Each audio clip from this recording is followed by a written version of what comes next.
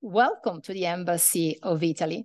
I'm Giusy Condorelli. I'm the Science Attaché for Health, and I'm really pleased to welcome you to the annual event of ISSNAF, the Italian Scientists and Scholars in North America Foundation, whose mission is connect, empower, and celebrate the Italian multicultural diaspora in North America. But definitely we will learn more about ISSNAF today. So now I'm really honored to welcome to the podium the Ambassador of Italy to the United States, Her Excellency Mariangela Zappia.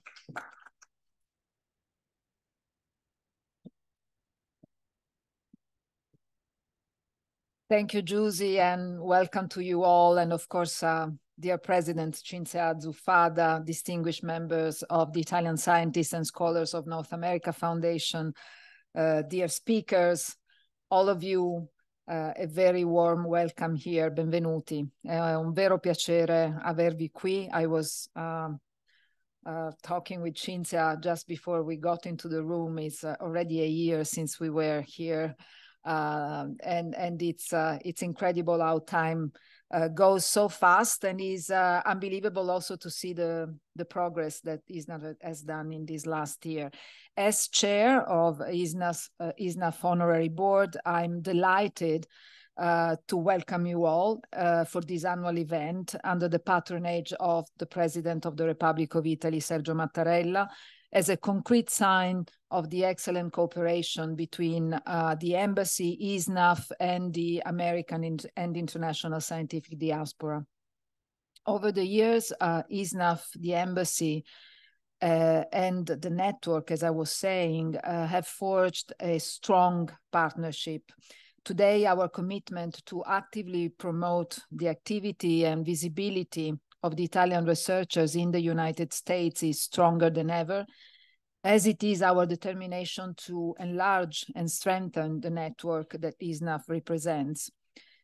Last year, we celebrated the birth of the Washington chapter of the foundation, and this is the way we try to really enlarge the network even more. I wish to extend my congratulations to Cinzia, Zuffada, the president of ISSNAF, and the vice president, Enrica De Torre, and to all ISSNAF members for their accomplishments, enthusiasm, and unwavering determination, all of which are essential to the foundation's success. Indeed, we live in challenging times where growing transnational challenges are shaping an era of extreme complexity, where the resilience of our democratic systems to provide good solutions for our people is tested every day. And science is at the core of this existential challenge. Promoting research and innovation, investing in human capital and skills are our priorities. It is not by chance that research and scientific cooperation are at the core of the alliance between Italy and the US, as Prime Minister Meloni and President Biden reaffirmed in their joint statement on July 27, that they signed when President Meloni was here in her bilateral visit. In particular, they committed to strengthen bilateral cooperation in science and technology, research and development, anchored in the values of democracy, equity, fair competition, freedom of inquiry, openness, research integrity, and transparency. In addition, the bilateral framework agreement on cooperation in science and technology between Italy and the United States since its establishment in 1988 encompasses a wide range of sectors, agencies, universities, and research organizations. Life science is one of the priority areas of the agreement, and this event dedicated to neuroscience and aging is perfectly in line with it. In addressing the healthy aging, research stands at the cornerstone of hope and progress. The exploration and scientific inquiry within the realm this realm are pivotal, offering a pathway towards understanding, treating, and potentially mitigating the impact of neurodegenerative neurodegenerative diseases and the complexities associated with aging. On this significant occasion, I extend my congratulations to the awardees for their relentless dedication to this cause. Also, I'm happy to underline that a significant percentage, 25 out of 57 of the candidates are women, a proof of the increasing presence of women in science, particularly in STEM fields, and also a testimony of how ISSNAF is taking this really in a very committed way. The contribution of women to the scientific community and associations are increasingly prominent and are vital for both scientific and social progress. And now, before leaving the floor to President Zuffada, I'm delighted to introduce a video sent by the Italian Minister of Health, Orazio Schillaci, specifically for our event today. And I hope the video is there. Thank you.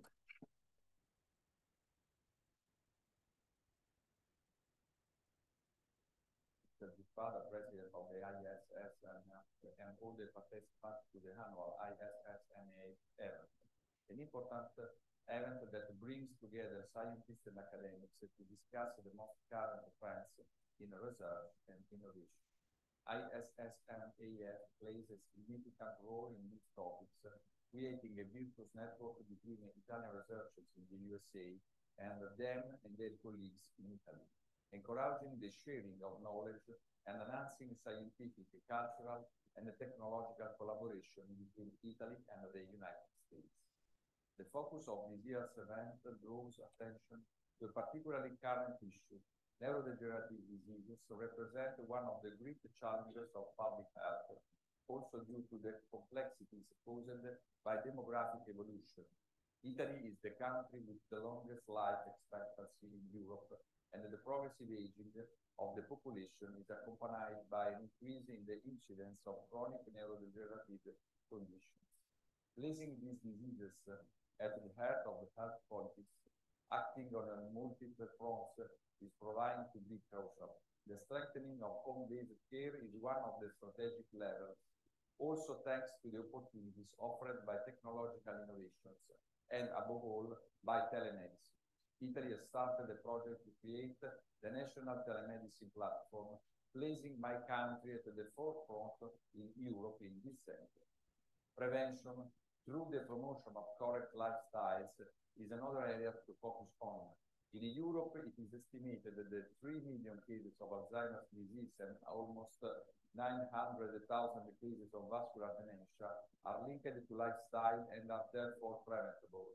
We are now massively investing in these issues.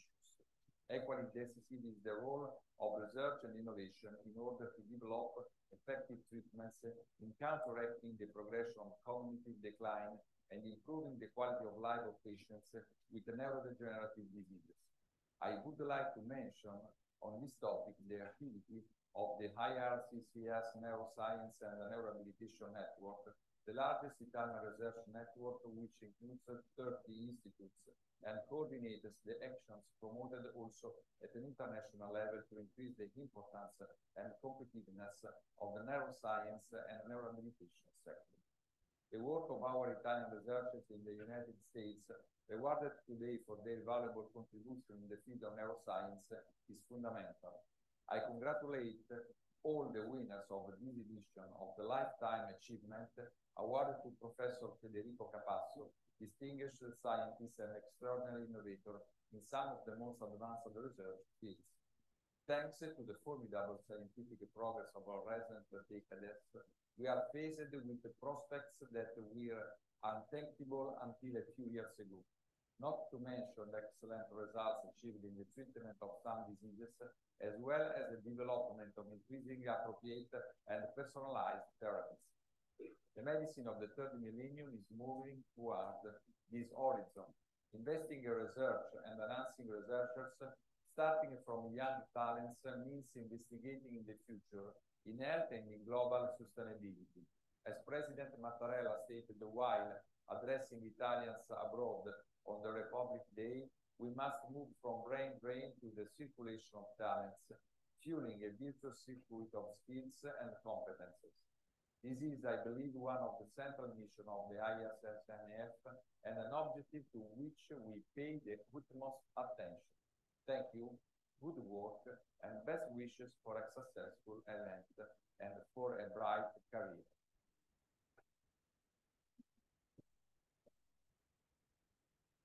So now I'm pleased to welcome to the podium the Honorable Cristian Di Sanzo, member of the Italian Parliament, elect in the North and Central American region, who is also a scientist by training.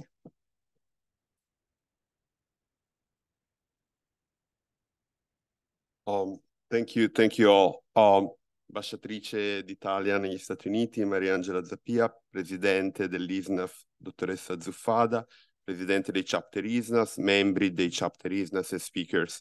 I'm very glad to be here today as the ISSNAF mission is something that I care about deeply. As many of you that are here today, I also moved to the United States to pursue my graduate education. Had an opportunity to be part of many established institutions in the United States. I first moved as an exchange student at UCLA, 2005, and then work my undergraduate dissertation at MIT, finally joining UC Berkeley nuclear engineering department to pursue my PhD there. At the time I was at Berkeley and I was just a student, I remember discussing with some of the Berkeley researchers the foundation of ISSNAF chapter in the Bay Area. I graduated before the chapter was funded, but it went on to be funded and also to be one of the most active chapters in the ISSNAF network. And just a few years ago, I was one of the founders of an ISSNAF chapter in Houston. And this is just to say that I do care about the ISSNAF mission to connect, empower, and celebrate the Italian intellectual diaspora in North America. And in my years, I hope to have given a little bit of a contribution to this mission myself. However, today I'm here as a member of the Italian Parliament and a member of the committee of the Camera dei Deputati for Productive Activities and Commerce, which is a committee that is deeply involved in understanding the application of science and scientific discoveries. For example, we just investigated the application of artificial intelligence, and we're starting an investigation of nuclear power as an option of the future energy options for Italy. I believe that it was important to show the support of Italian institutions to ISSNAF and to the work that you're all doing for ensuring the success of the Italian scientists and scholars community in North America. I believe it is fundamental for the academic and research communities to find new ways to network and collaborate, as these communities today is part of a fundamental part of today's Italian immigrant community in the United States, and as such, your work and voice are truly important. You also play a crucial role in supporting and welcoming the newcomers, student postdocs in North America and the United States, and your service is very much needed as new researchers and students continue to arrive from Italy. The richness of Italian scientists and scholars opportunity represent, however, in my opinion, an incredible opportunity for our country.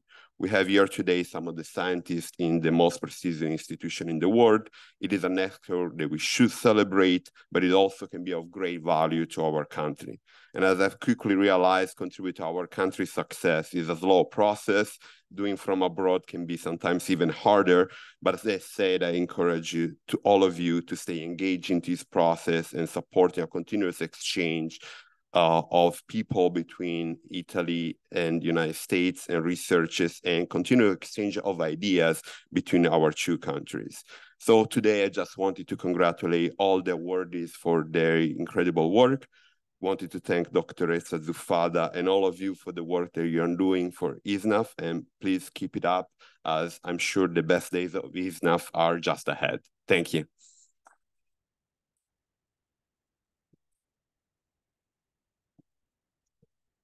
Now I would like to invite to the podium Professor Diego Bettoni, Vice President of the National Institute for Nuclear Physics.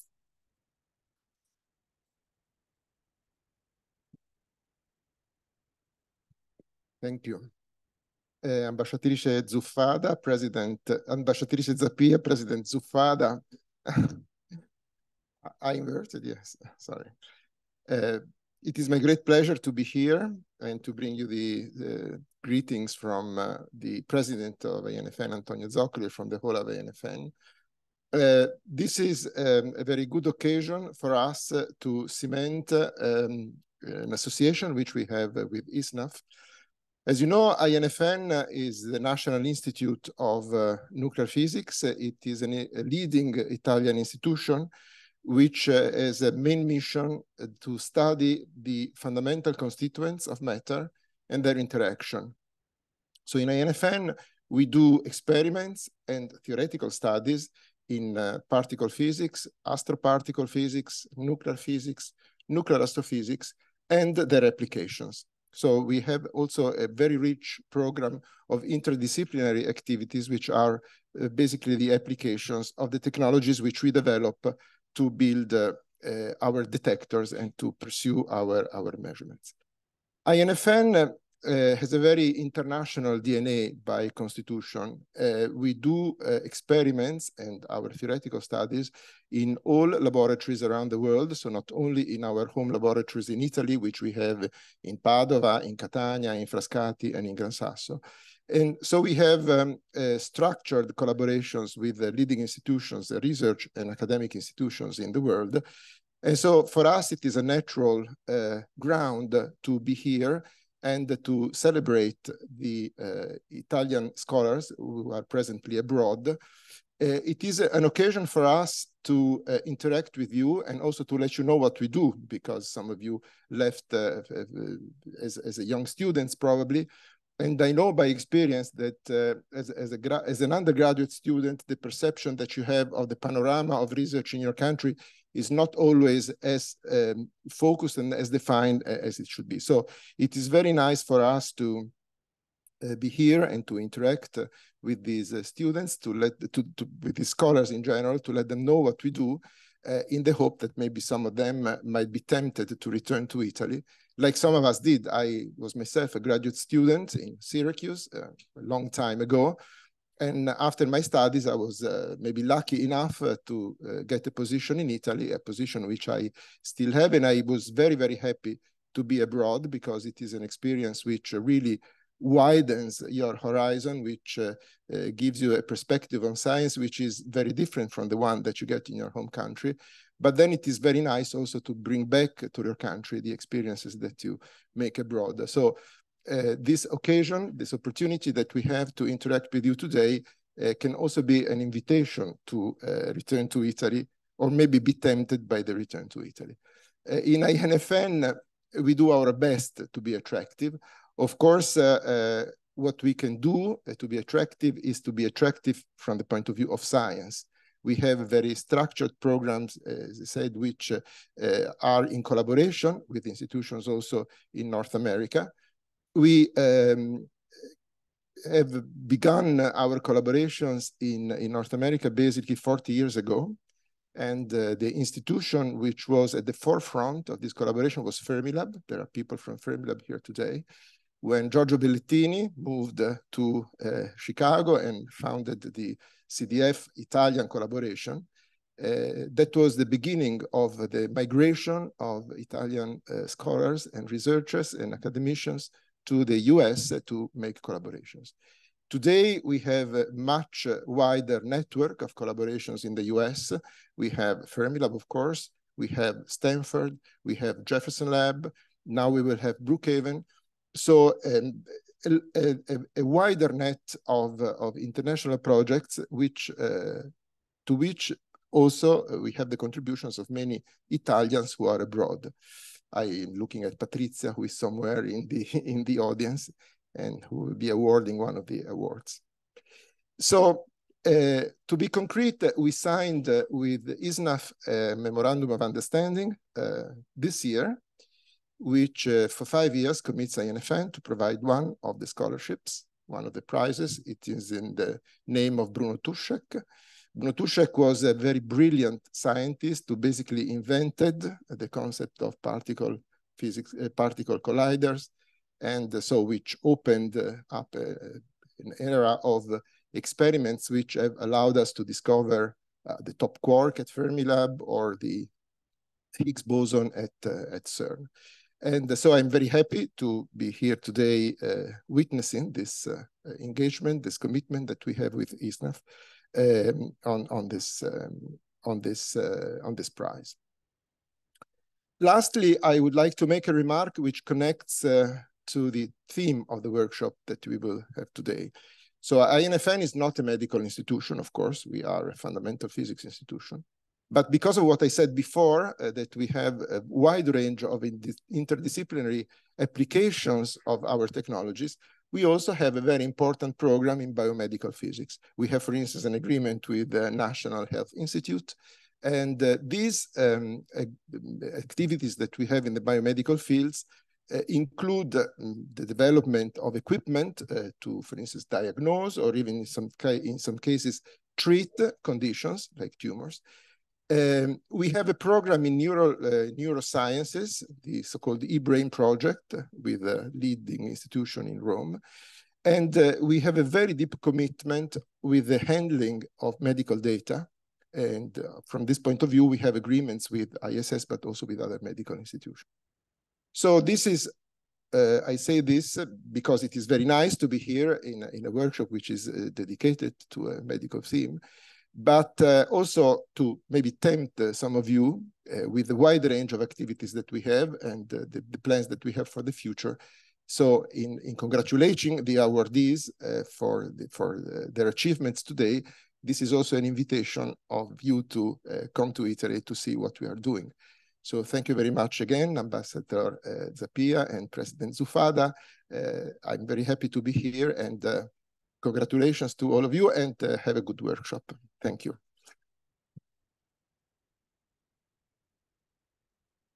So, and now I'm really pleased to welcome Cinzia Zuffada, the President of ISSNAF.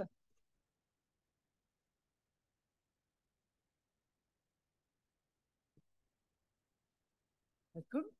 And thanks everybody for joining us today to celebrate the Italian diaspora of scientists, scholars, and technologists in North America. My day job, I am a scientist with NASA Jet Propulsion Laboratory, and also a senior fellow with the Scuola di Studi Avanzati Sapienza in Rome. Let me start by expressing my gratitude to Ambassador Zappia, Minister Schillaci, Chamber Member Di Sanzo, and Dr. Bettoni for their remarks, conveying the appreciation that the embassy, the government in our own country, and the major Italian research institution have for our community in North America and for our foundation in particular. ISSNAF has over 3,500 members, professionals working across all disciplines of scholarship and innovation, an organization of volunteers that can speak to other organizations and institutions, and thus be more effective and impactful at leveraging our resources for the good of people of both countries. Many of our members hold the senior positions within their institution and serve as ambassadors of Italian talent in North America, are catalysts of collaborations across the Atlantic, and role models and mentors to younger generations of researchers and innovators. Our mission is to connect, empower, and celebrate. This gathering today provides the special opportunity to connect our community across many disciplines of scholarship, engage in discussions around important themes, celebrate the accomplishment of early career researchers, as well as honor an exceptional individual with a Lifetime Achievement Award. One important ISSNAF goal is for our collective expertise to be leveraged by Italian universities, companies, foundations, and other entities engaged in internationalization. That is to say, people mobility, exchange programs, and increased collaborations. In the spirit of giving back, our members provide their expertise and access to innovative thinking that can support the development of Italian ecosystems of universities, incubators, and entrepreneurs. We think that our community unique perspective could help enrich, accelerate, and expand the preparation of the next generation of researchers and managers of R&D in Italy. This past spring, we submitted a proposal to the Italian Ministry of University and Research Internationalization Office to fund our efforts in a systematic and sustained way over the next 3 years. And I'm happy to report that it has been funded. This opens a new era for ISSNAF with an official recognition of the value that we offer to the Sistema Paese. And we are energized by its potential. We are immensely grateful to the embassy for helping us open a channel of communication with the ministry. This could not have happened without your help. Thanks to our agreements with the University of Pisa and Politecnico di Torino, this year about 30 of their master and PhD students have been hosted at a set of prestigious American universities for experiences in research projects. This result is an initial proof of concept that we intend to scale up, involving more universities now that an officially recognized mechanism is in place. I wish to thank our Scientific Council and Internationalization Committee for their hard work, and our members who have graciously agreed to host the students at their institutions. Our network of chapters is consolidating, and with that is our ability to engage with more members and increase the reach of the programs that we offer, such as mentoring and hosting. Thanks to this engagement, this year ISSNAF has partnered with 3 consulates in their events for the celebration of the Day of Italian Research in the world. Additionally, chapter members can act as multipliers in developing contacts with institutions and other potential partners interested in making Italian innovation better known in this part of the world. Thanks are due to the many volunteers who support ISSNAF in any and all of these activities, including those leading to today's event. Your work is really making a difference. Finally, many, many thanks to the embassy for their hospitality, their partnership, their generosity, to the speakers at today's forum, and to the science counselors at the embassy for their active support in the preparation of this event. Thank you.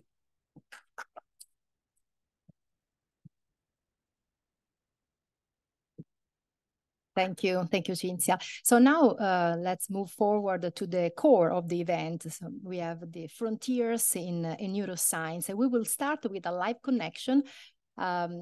We should have as a guest, virtual guest, Professor Luigi Ferrari, who is the scientific director of the National Institute of Aging at NIH.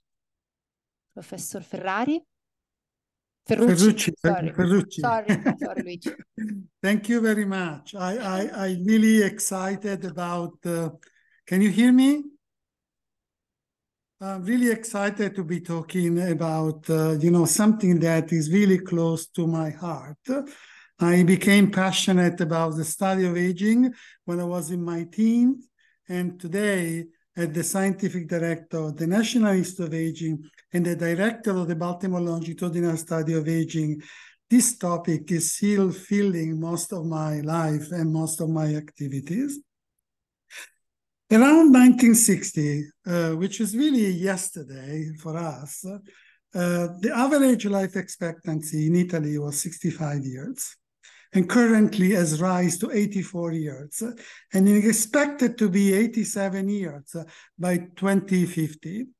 Life expectancy has been rising also in the US, was 68 years in 1950, rise to about 80 years in 2019, and maybe unique in the world, and for reasons that are not completely understood, it's really showing a very steady but slow decline.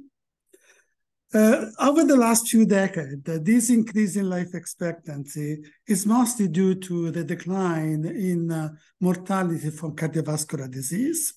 And this is probably due to the effective control of cardiovascular risk factors that has been extraordinarily effective in reducing mortality. According to the latest estimate, 1 in 3 of newborn babies will be alive in their 100th birthday. They will be centenarians. So improving our living condition, our chance of living a long life has substantially increased. And this is an accomplishment of the human race that we should absolutely celebrate. However, assuming that this trend continues, we will be presented with important challenges. As our lives longer, also the period that we spend with disease and disability also become longer, inflate both the cost of care and create a burden on the life of individuals. My patient, when I was still a geriatrician in the front line, used to say that the years that you live with a disease or a chronic disability feel much longer than the one that when you can enjoy all that life can offer to you. And also there's a strange phenomenon that we start seeing in the world. The countries that spend more in healthcare are those that experience the longest disease and illness characterize life expectancy.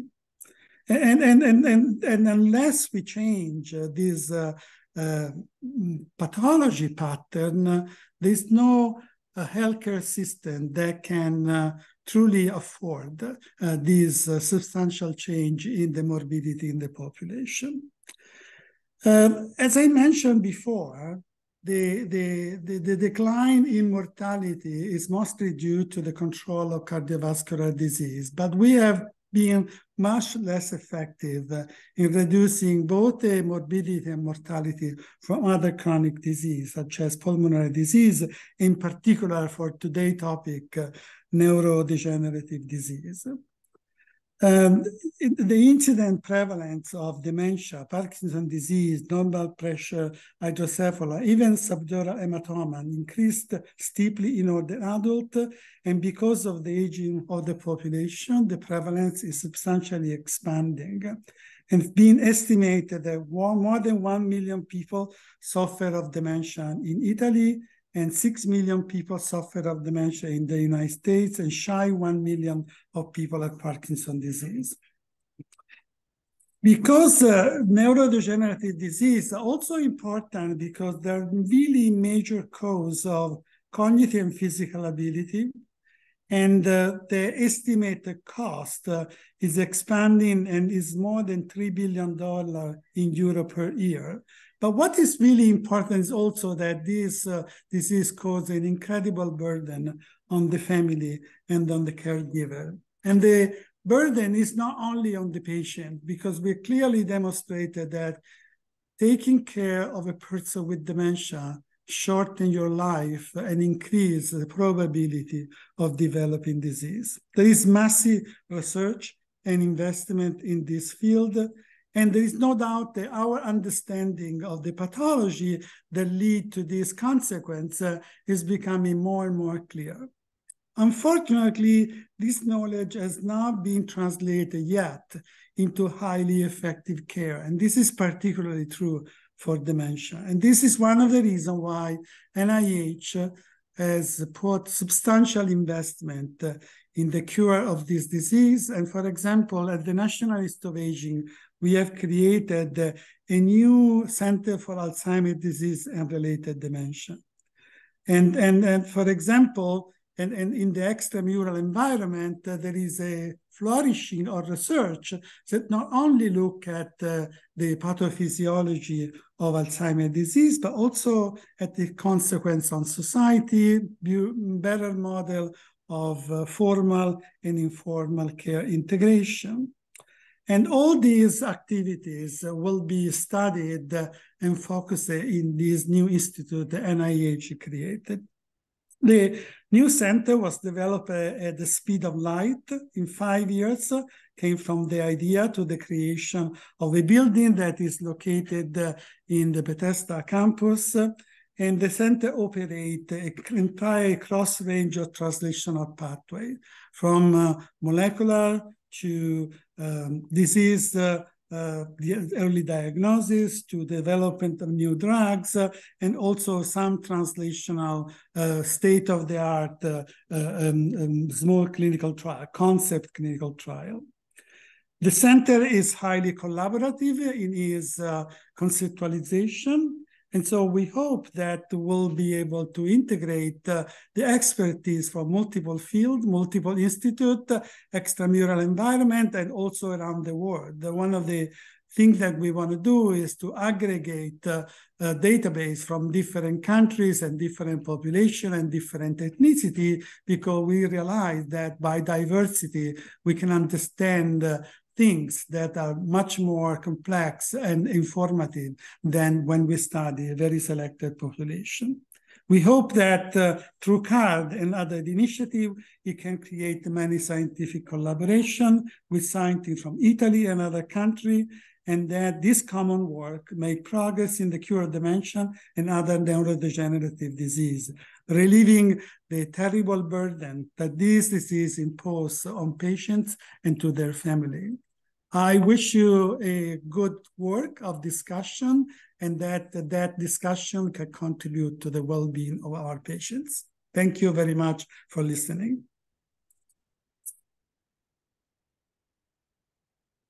Thank you, Dr. Ferrucci.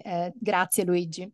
So now I would like to invite to the podium Dr. Marco Silano, Director of the Department of Cardiovascular, Endocrine, Metabolic Diseases and Aging, and Acting Director of the National Center of Rare Diseases at the Italian National Institute of Health.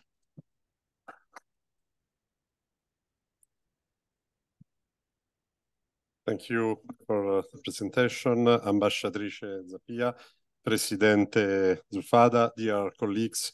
First of all, thank you very much to ISSNAF for inviting me to such an important event.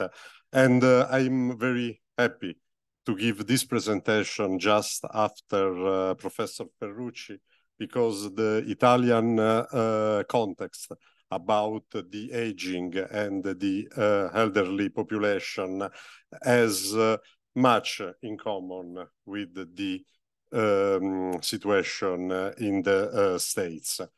I would like just to start my presentation with some figures about the Italian epidemiological context. Italy, as a primate, is the first among the member states of the European Union, and it is the second country in Europe and fifth in the world for the life expectancy at birth. As Professor Ferrucci has mentioned in his presentation, the life expectancy in Italy was 84.8 years for women and 8.5 years for men. This life expectancy in Italy shows a significant geographical gradient from north to south, showing this data the importance of the equality and the inequality to access to the healthcare about the life expectancy. However, when we start thinking about the life expectancy free of diseases, this figure reduces as low as 70 years, regardless of the gender.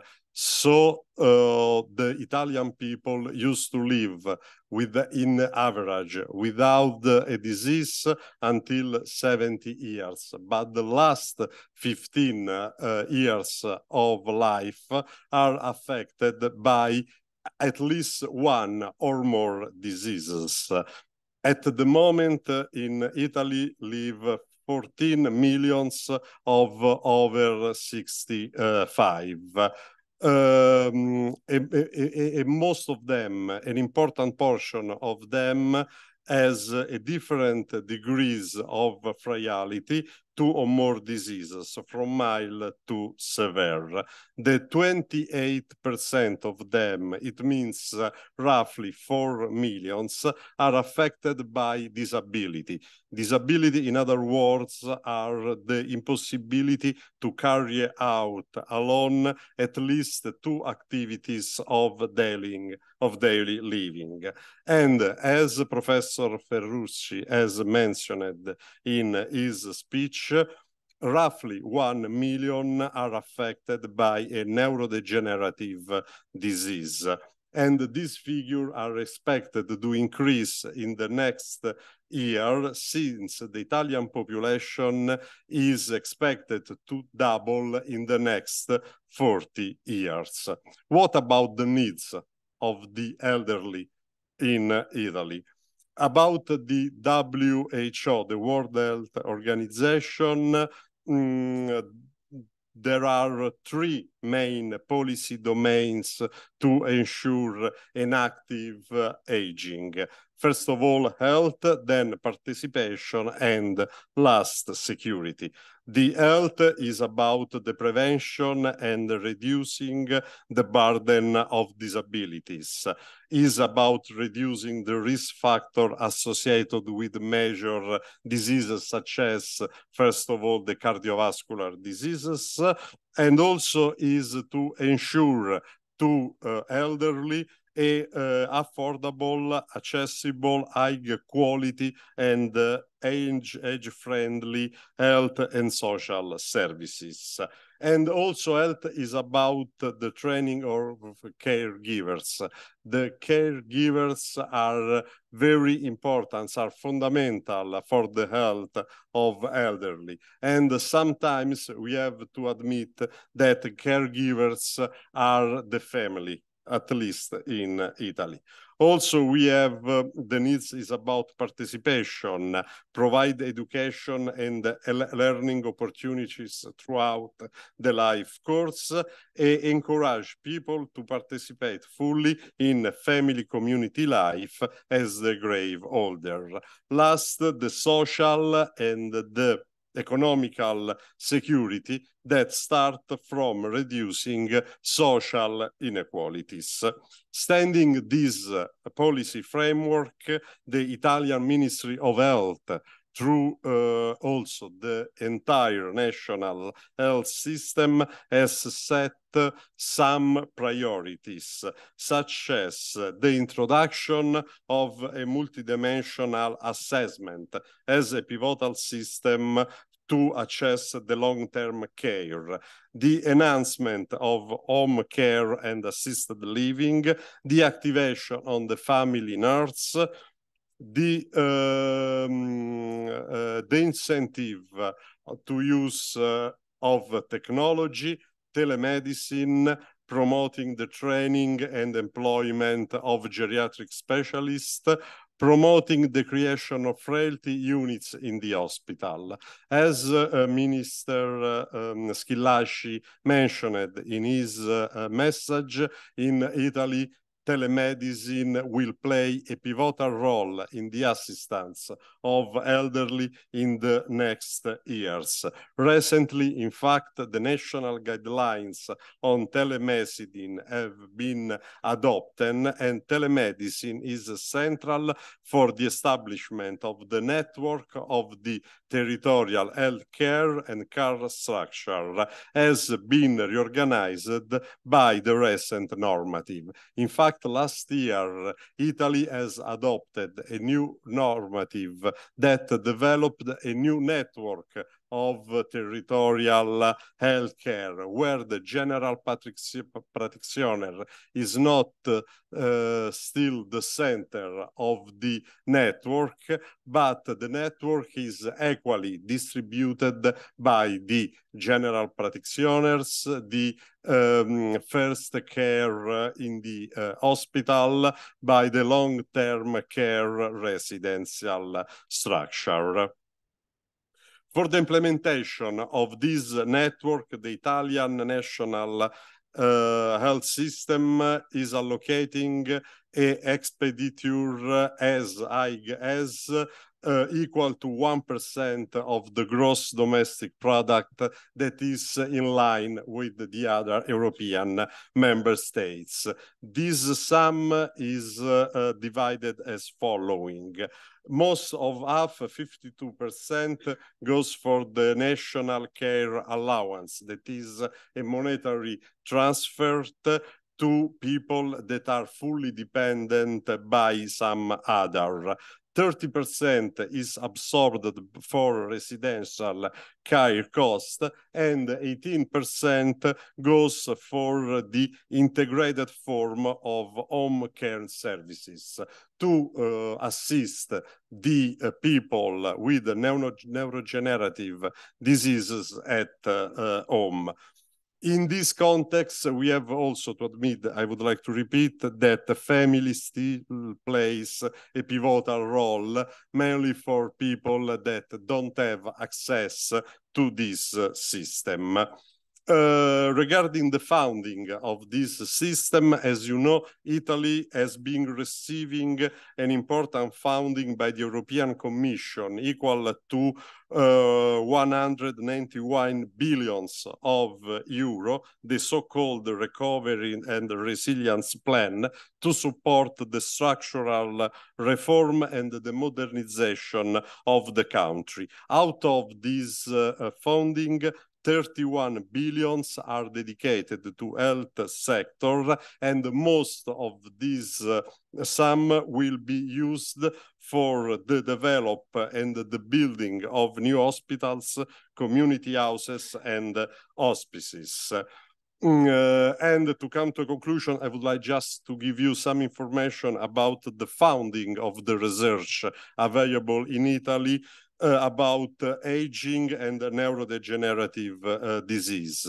As you know, most of the scientific research in Italy has been funded by the European Commission, and the European Commission has launched in 2023 a program called EU for Health, where 118 million are allocated for studying the neurodegenerative and diseases and aging.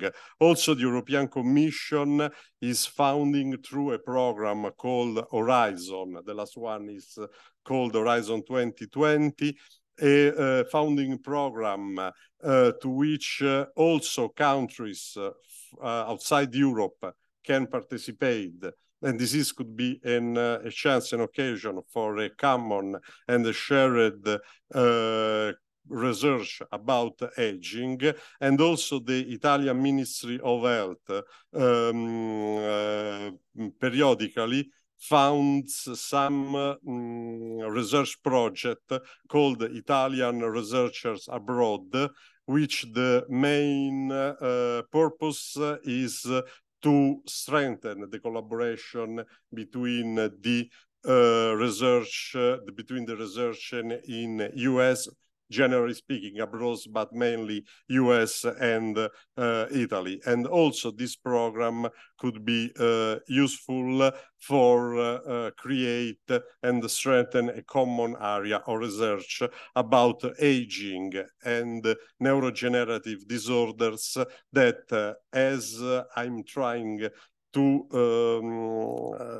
show you, have many common points between Europe and US. Thank you very much.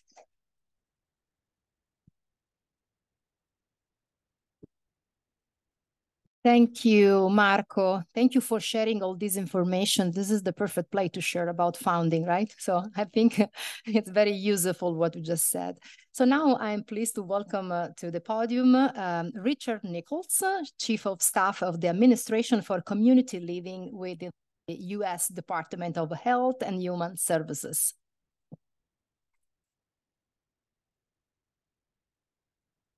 Thank you, Giusy. A very quick thank you to Ambassador Zappia and the Italian Embassy team, Cinzia Zuffada, and the ISSNAF team for your generous hospitality and this opportunity to speak with you today about the top aging policy priorities in the United States. It's my opportunity to be here on behalf of the United States Assistant Secretary for Aging, and it's wonderful to be with so many dedicated researchers and innovators. At the Administration for Community Living, we were established in 2012 as part of the vision to bring together aging and disability programs and policies to better focus attention on the rights, protections, and aspirations of these populations. This vision is based on the principle that all people, regardless of age and disability, should be able to live with dignity, make their own choices, and participate fully in society. Our mission is to respect and maximize the independence, well-being, and health of older adults, people with disabilities across the lifespan, and their families and caregivers. In the United States, the number of people over age 65 is estimated to increase 15% by 2030 and another 28% by 2050. We are following right behind Italy and so many others as our population of older adults is outgrowing those under age 65. A top priority for the Biden-Harris administration is ensuring that all older persons live with dignity, respect, and safety. This includes retaining the autonomy to choose where and with whom they live and how to participate fully in society. According to a 2020 report, a relatively small number of people aged 65 and older live in nursing facilities. The percentage increases with age, ranging from 1% for those ages 65 to 74, 2% for those aged 75 to 84, and 8% for persons over age 85. With these statistics in mind, we need to remember that roughly 95% of older adults are choosing to live in their homes and communities, supported by their families and caregivers. As such, in the United States, we're focused on providing long-term services and supports necessary to support community living for older adults and people with disabilities, including those with complex needs, like those associated with neurodegenerative diseases and chronic diseases in their home and in the community. Long-term care is largely provided by caregivers, with more than 1 in 5 people serving as a caregiver. Paid long-term care services and supports are financed by a variety of public and private sources, with 70% of funding coming from public sources. At both the federal and state levels, we are working to create and fund innovative options and programs that provide non-medical services and assistance that support older adults and people with disabilities to be independent, to live where they want, with whom they want, and with full participation in their communities. We have a history of strong principles designed to focus on the rights and protections of older adults and to develop systems to achieve quality care. And this is because community living is not just an important policy goal of ours. It's fundamentally tied to our nation's civil rights. Our cornerstone legislation in the United States for community living and healthy aging of older adults is the Older Americans Act of 1965. This act established a nationwide network of services and supports and outlines the responsibility of government at the national, state, and local levels to assist older people to secure equal opportunity and inclusion in society. This includes objectives such as access to services to achieve best possible physical and mental health, access to person-centered, community-based long-term care services that provide choice and living arrangements, and social assistance, access to suitable housing, resources to allow for retirement with health, honor, and dignity, and with an adequate income, participating and contributing to community life, including civic, cultural, educational, employment, and training and recreational opportunities, and finally, freedom, independence, and the free exercise of individual initiative and the planning and managing of their own lives. Through the Elder Justice Act, we also seek to protect people from abusive situations and support to help them recover. Through this act, we coordinate agency activities across government related to elder justice, including the prevention, detection, and prosecution of elder abuse, neglect, and exploitation. This includes the provision of critical adult protective services programs throughout the nation. We also work to ensure policies and programs address the pervasive ageism and age discrimination that is occurring worldwide, which is proven to contribute to social isolation and loneliness, poor physical and mental health, and a lower quality of life. To support community living in the United States, we're focused on several policy areas. This includes nursing home reform and diversion. This past September, President Biden announced a new effort to reform nursing home care that includes enhanced staffing requirements, stronger oversight, and a focus on greater equality. For far too long, we have seen people discharged from acute medical care directly into a nursing or other type of institutional facility. Proactive efforts are being made to interrupt this pipeline by focusing on diversion from these facilities, providing person-centered assessments and care, and revising payment policies such as the Money Follows the Person's program, and rebalancing our long-term care system to be in greater alignment with people's desire to receive care at home. We're also focused on addressing critical shortages with the care and support workforce.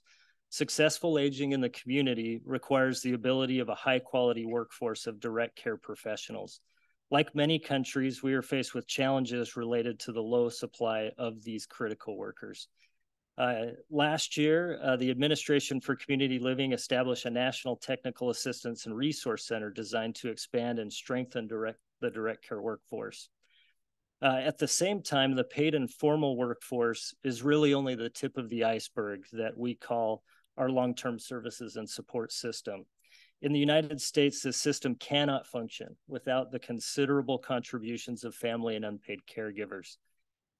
Right now in the United States, approximately 54 million individuals serve as family caregivers for an older adult or a person with a disability. Family caregivers provide an immense contribution, perform complex medical tasks with little guidance, and often do so at personal cost. For the past 22 years, we have established programs in each state to provide a full range of support to approximately 900,000 caregivers a year. These caregivers indicate that without this support, they would have had to place their loved one in an institution or care facility. We're very proud that last September, we were able to release the first ever national strategy to support family caregivers. The strategy is the result of 2 citizen advisory councils of professionals, researchers, administrators, and caregivers themselves. Through this effort, they provided an in-depth assessment and review of the leading and most promising research, policy, and practices known, both domestically and globally. This strategy is providing a roadmap to optimize caregiver support efforts, advance equity and diversity, and ensure that all efforts to uplift caregivers are person and family-centered, trauma-informed, and culturally sensitive. We're also working to ensure collaboration on aging research, policy, and program initiatives yield very powerful results on behalf of older individuals and their families. An example of this is that since 2012, we worked closely with the National Institute on Aging. We heard from Dr. Ferrucci earlier, as well as ASPE and other agencies across the federal government to implement the National Alzheimer's Project Act. Through this act, we've established 6 goals that focus on preventing and effectively treating future cases of Alzheimer's disease and related dementias, and to better meet the needs of the millions of Americans' families facing this disease. This effort is supported by an advisory council that makes recommendations to the Secretary of the Department of Health and Human Services for priority research and policy actions, to coordinate and expand programs in order to improve the health outcomes of people with Alzheimer's disease and other dementias, and reduce the financial burden of these conditions, accelerate the development of treatments, improve early diagnosis and coordination of care, and reduce ethnic and racial disparities on those with the diseases, their families, and society. At the 2015 White House Conference on Aging, we introduced the dementia-friendly community concept. And since then, dementia-friendly initiatives have been organized in states throughout the nation. to support persons living with dementia to remain in their homes and communities longer. In conclusion, globally, the number of people aged 60 and above is expected to reach 1.4 billion in 2030 and 2 billion in 2050. Those numbers are huge, and it's important to talk about data and numbers like this, but we cannot lose sight of the people these numbers represent. We must keep their unique needs front of mind. We must not overlook the desires of the vast majority of older adults to age in place and continue to live in their communities, even when it means receiving complex care in the home. How do we do this? We continue conducting vital research and knowledge translation projects to move our systems of care, services, and supports to address and prioritize the preferences of our older adults, families, and their caregivers with greatest needs. May our hard work and that of the leaders all over the world result in cures, critical advances in prevention and in treatment. And at the same time, may we also advance our systems of care, services, and supports to be person-centered and preserve the rights of older adults to choose where they live with dignity, respect, and safety. And in doing so, may we also add life to people's years, along with adding years to people's lives. Thank you.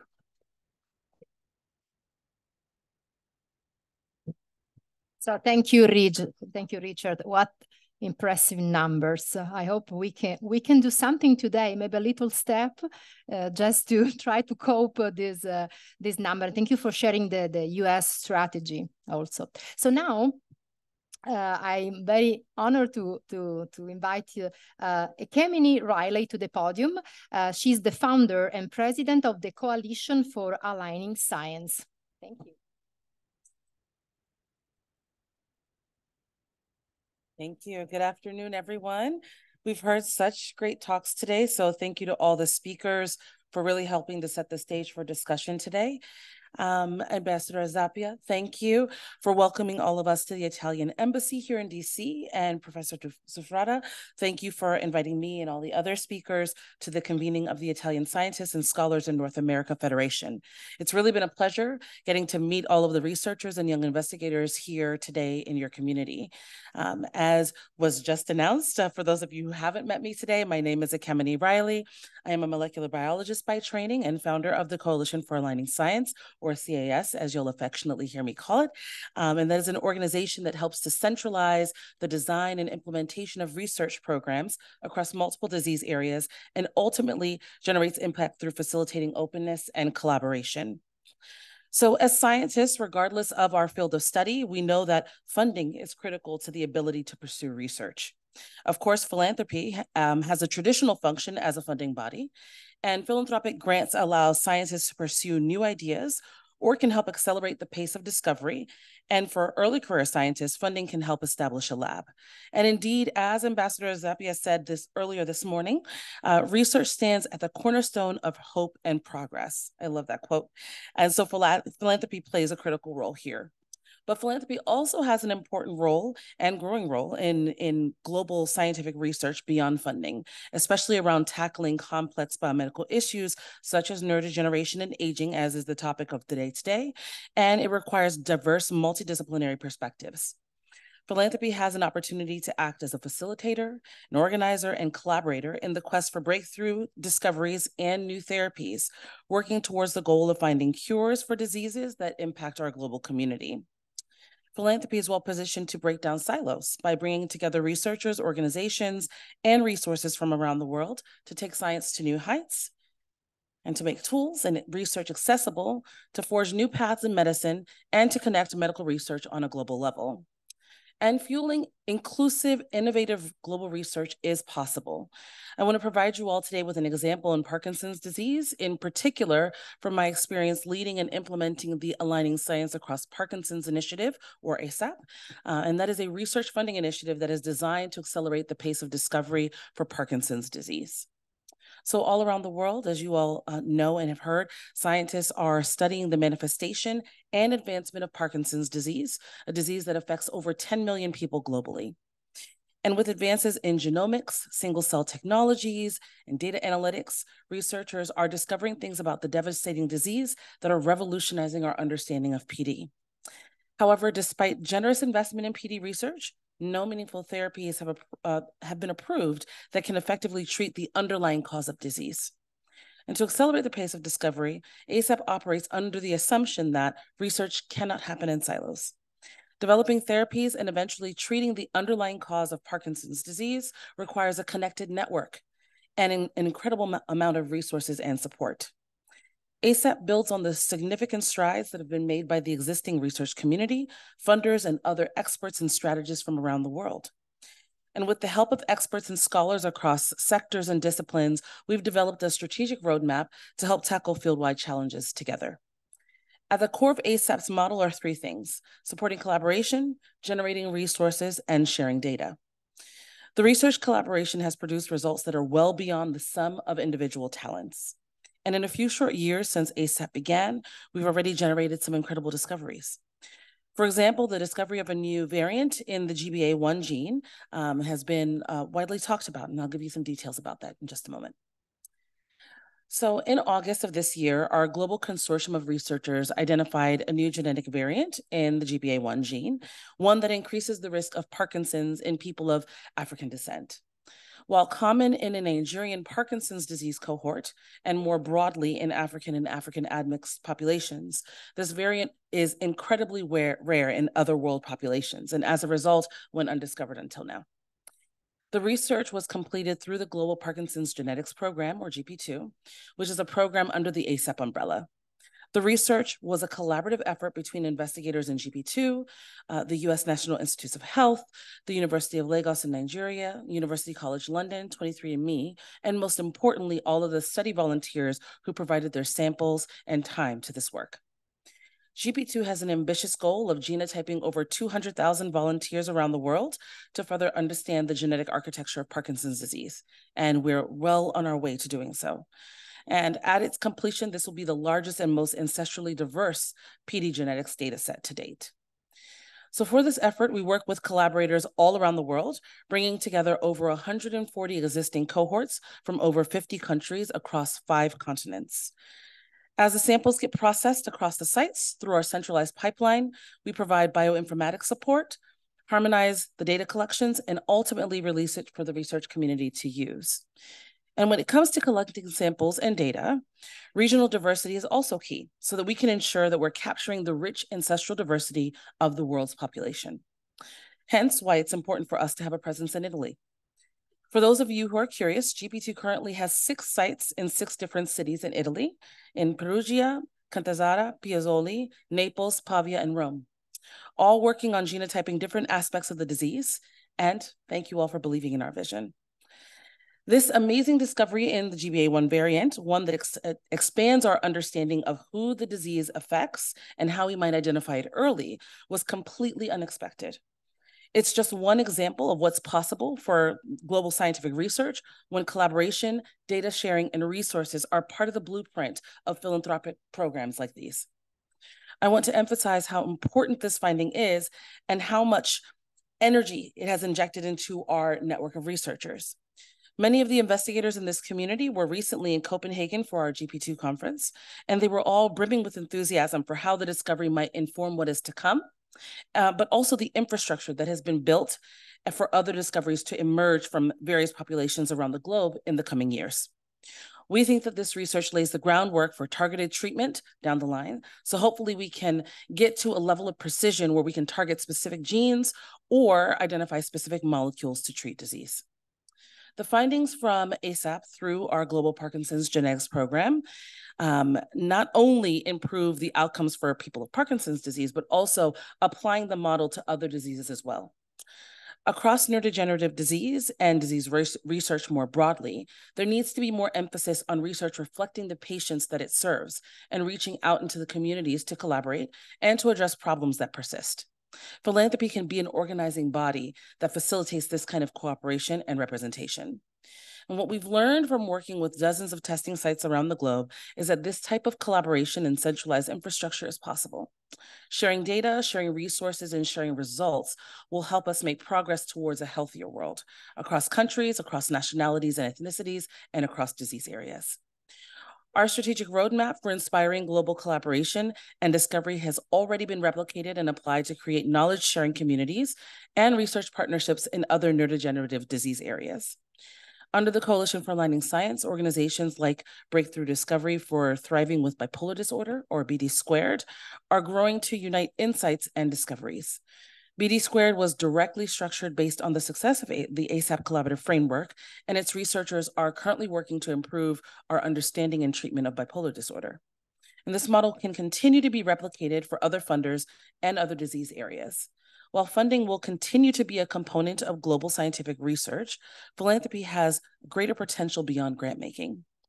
Even more can be accomplished by helping to establish research networks and facilitating collaboration that helps connect scientists, data, tools, it's all right, and bold ideas across areas of expertise and across the globe. For those here today, we're all working to understand how we can fight neurodegenerative disease, but the key to develop approaches so that we can do it more effectively together. Thank you all.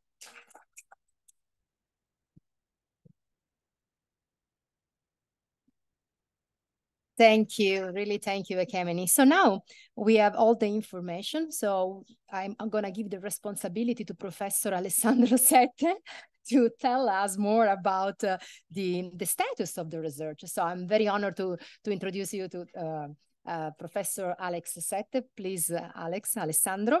He's professor and researcher at the Holland Institute of Immunology. So the floor is yours, and you're invited the other. All right. So we're going to do a segue into a roundtable, and we're fortunate to have with us two really leading scientists in the broad field of neurodegenerative disease and aging. And I would like to invite Dave Salzer and David Hafler to join us here for a bit of a roundtable.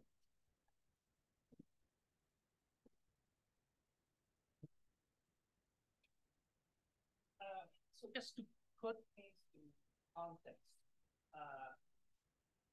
neurodegenerative disease is very important. It has been likened to one of the four riders of the apocalypse in terms of the diseases that are important. It's like cancer, cardiovascular, metabolic disorders such as diabetes, and neurodegenerative disease. There's been a lot of progress being made throughout the years. And I would like to just start this bit of this round table by asking, how does the field has changed from, for example, when David, when you started your career just recently, a few years ago, right? I'm just starting it. So how's the field changed? What has happened in this? So I began the investigation of neurologic disease as a freshman in college at Emory College in 1970. And I was particularly interested in immunology and became an immunologist and had a wonderful mentor. And I'd go to clinic with that mentor and see patients with multiple sclerosis. And what we'd say to the patient is, here's a prescription for wheelchair. See you back in 5 years. That's where we were. Where are we now? I'm a neurologist. I chair the Department of Neurology at Yale. And I've been reflecting on this the past few weeks as to where we are now. Let's take MS. We can now stop the disease 98% of the time with B-cell depletion. We're so good with early relapse-remitting disease that if a patient doesn't respond to treatment, we begin to look for other diagnoses and usually find it. Stroke. We did nothing for stroke when I was a resident with Plum and Posner in New York Hospital. Now we do 2 TPA, we do thrombectomies. And if we catch patients early, we stop the stroke. It's amazing what we do. We do more stroke codes at Yale, I think, anywhere else in the nation. It has a major impact. Alzheimer's disease, and have a discussion about the new drugs, lecanemab. It's only 30% effective for patients with minimal cognitive impairment, but that's where we were with multiple sclerosis in the 1990s with the first drugs. But it's clear from multiple studies that this antibody, which removes amyloid from the brain, has a clinical impact, just the beginning. And we're giving a lot of thought in my department as to how to intervene early and earlier as we develop new biomarkers to predict who will develop Alzheimer's to try to prevent it. So it's really been a magical time in the treatment of neurologic disease. But Parkinson's, we haven't been able to come up with a treatment that yet stops that. As yet. But this will be part of the discussion, I hope, today, because based on the incredible network that ASAP has put together, I think we are making progress, and we've come up with hypotheses to test in clinical trials. I hope we can discuss that. Yes. I may just also say, I got interested because of this guy, Alex, and David in their paper, which showed there was autoreactivity. I've known this guy for a long, long time. We're immunologists, and I said, oh my God, this may really be an autoimmune disease. So yeah, so a couple of interesting points that I wanted to pivot to Dave here. So as you all may know, neurodegenerative diseases are in general associated with development of, we were talking gunks. I mean, aggregates, technical term, gunk. Yeah. Right. The amyloid plaque in Alzheimer, or in Parkinson, aggregates of synuclein and so forth. And so there's been a lot of effort in having monoclonal antibodies, basically removing these aggregates. And some of the results are encouraging, but it's not been totally a home run. So I wanted to get Dave's perspective of what else is on the horizon, specifically for Parkinson. And also there's been a lot of excitement in the fact that maybe there is a inflammatory autoimmune component in some of these diseases. So what's your pulse of the situation? Yeah, okay. Well, first, thanks to the ISSNAF for inviting me, especially as the honor of being a joint citizen of both the United States and the United States. Thank you for allowing me to participate. I'd like to say a couple of things, because just to kind of reformat that very important question a little bit. So we're talking about neurodegenerative diseases, and Italy now has this remarkable achievement of having one of the longest life expectancies in the world. It's really quite astonishing. So of course, we're going to, the largest risk factor for Alzheimer's and Parkinson's, which are the ones that are very common, is age. But let's not lose sight of the fact that some of these neurodegenerative diseases are also diseases of much younger people. For instance, Huntington's disease sometimes strikes people, even teenagers and people in their 20s, although also, as all these accumulative diseases do, the incidence goes up with age. There are other disorders that right now are not really considered in the field of neurology as being neurodegenerative, but they probably are.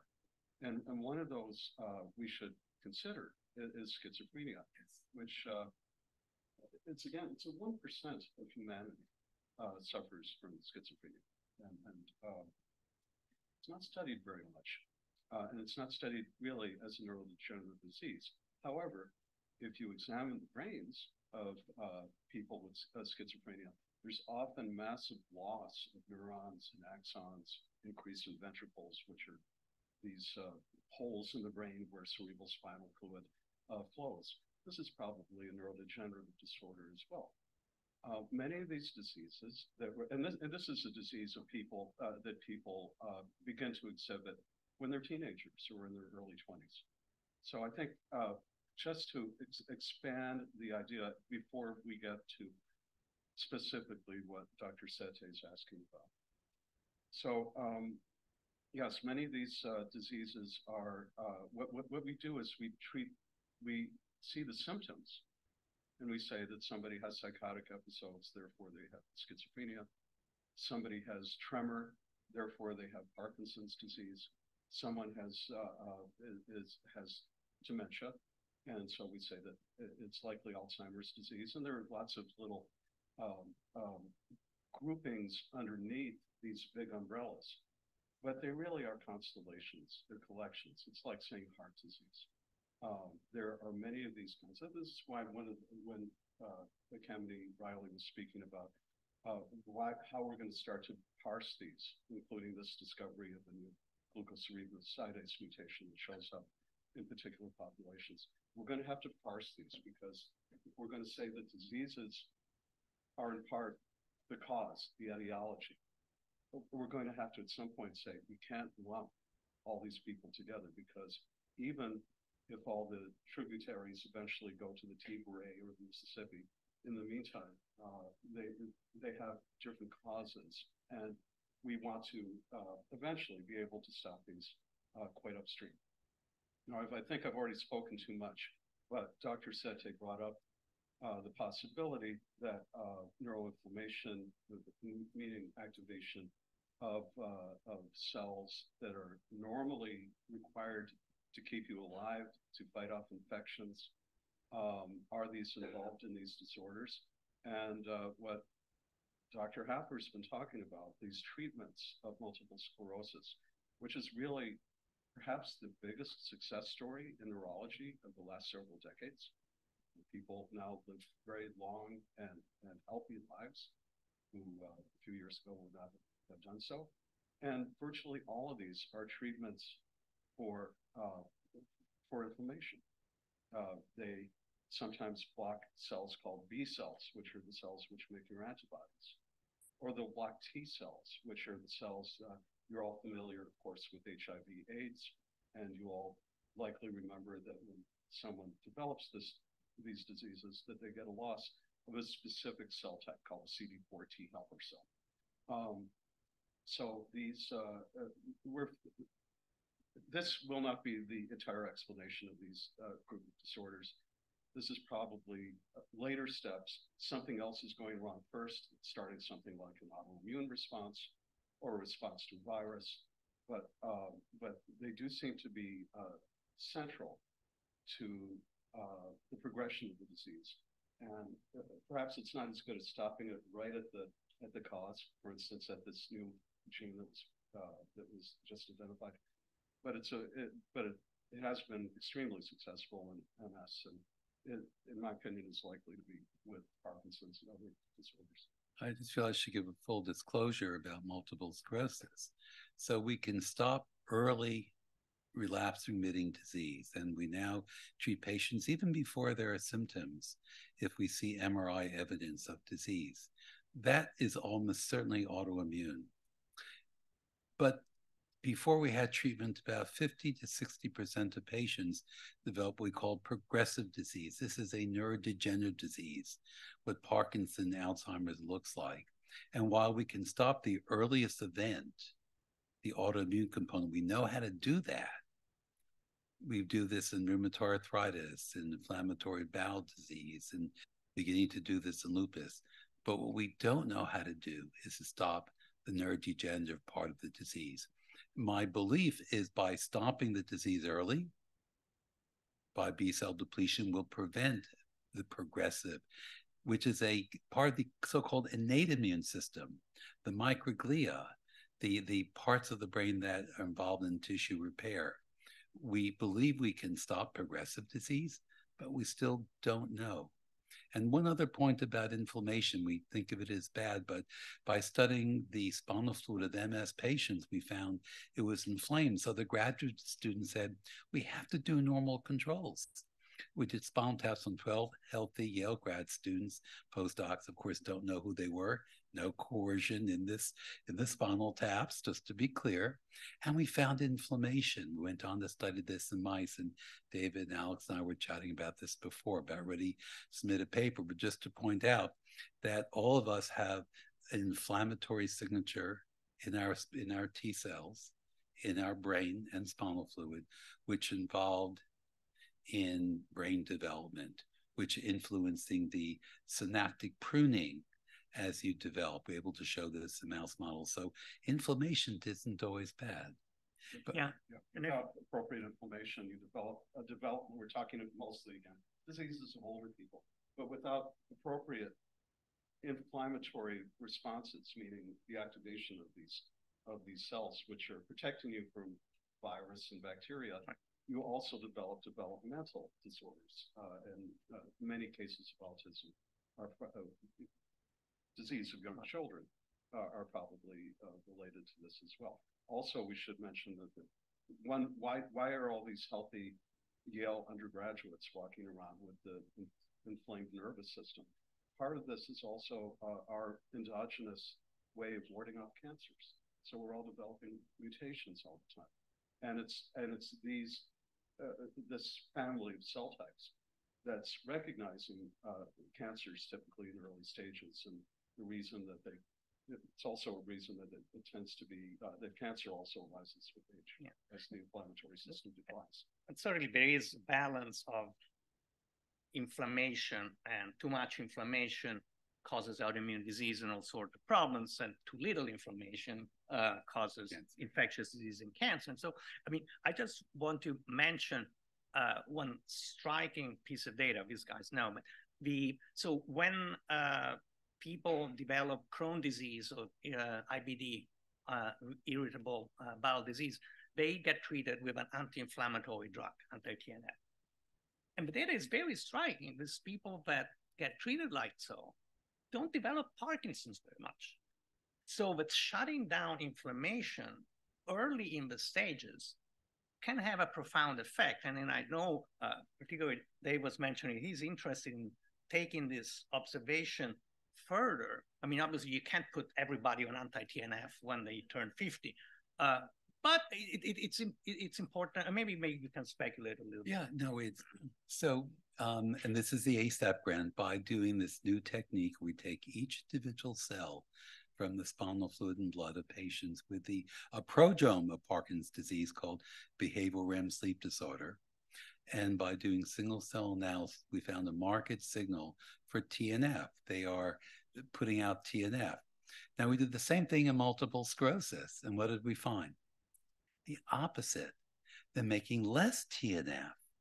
Well, maybe in retrospect, it's not surprising, because it turns out anti-TNF works so well in IBD, inflammatory bowel disease, and rheumatoid arthritis.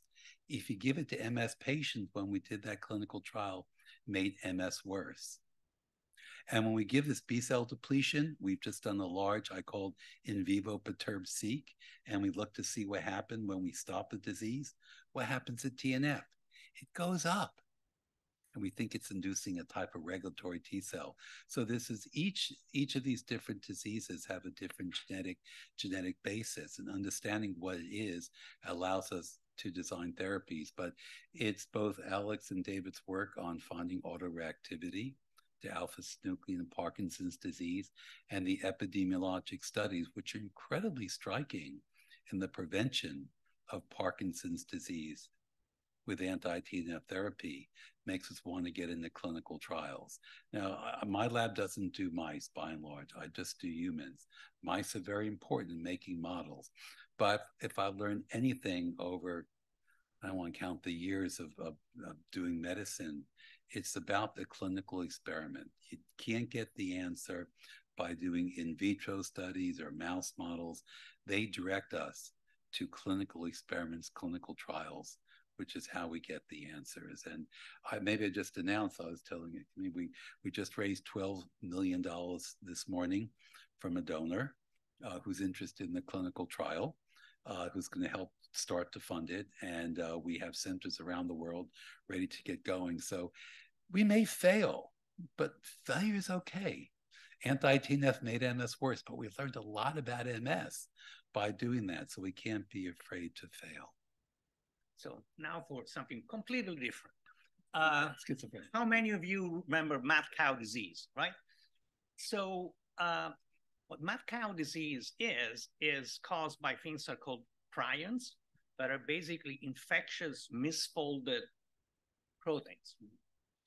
So I would ask, the technical word is gunk. And I would like to ask Dave to comment, because there is some data that suggests that a similar mechanism may actually be going on in neurodegenerative disease. Yeah. What do you think of those reports? I think it's very strong data, and I'll try to say this clearly for all of you who aren't neurologists and neuroscientists. So when we keep using these terms, Dr. Sette's term is gunk. They're talking about gunk in the brain, gunk in the retina, in the intestine.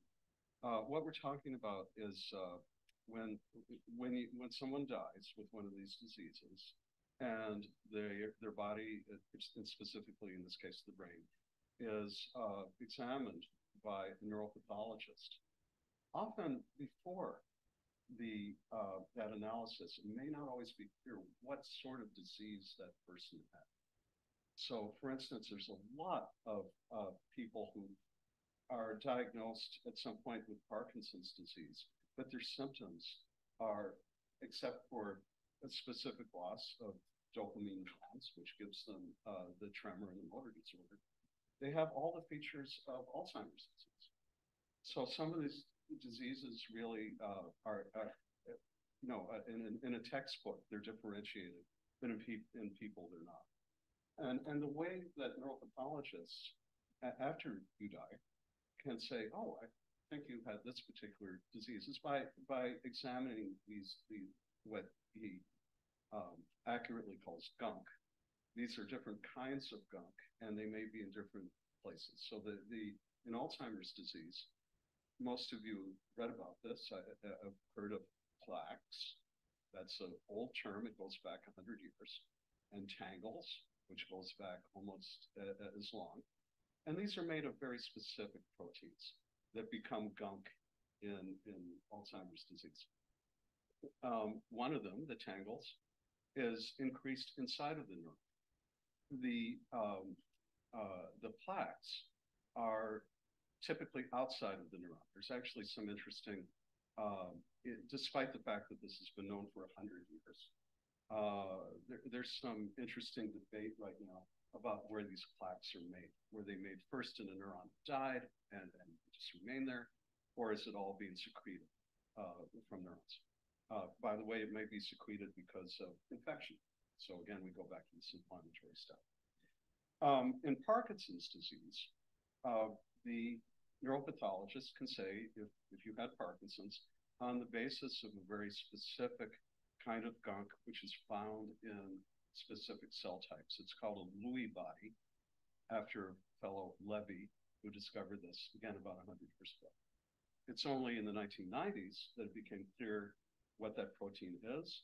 And even now, we're not precisely sure what it is and how it's made. There are ideas out there, including from our own laboratory. But we really don't know very much. So that gives you the baseline to understand Alex's question.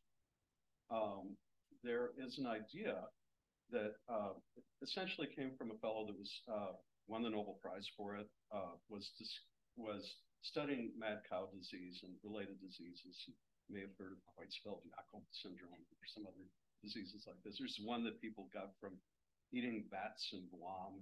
I don't want to make light of it. It's a terrible disease.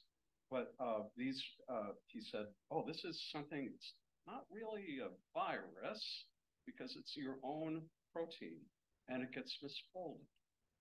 And I think that it will spread from cell type to cell type, from one neuron to another. And he called that prime. The name of the fellow is Stanley Krusner. He's still at University of California in San Francisco.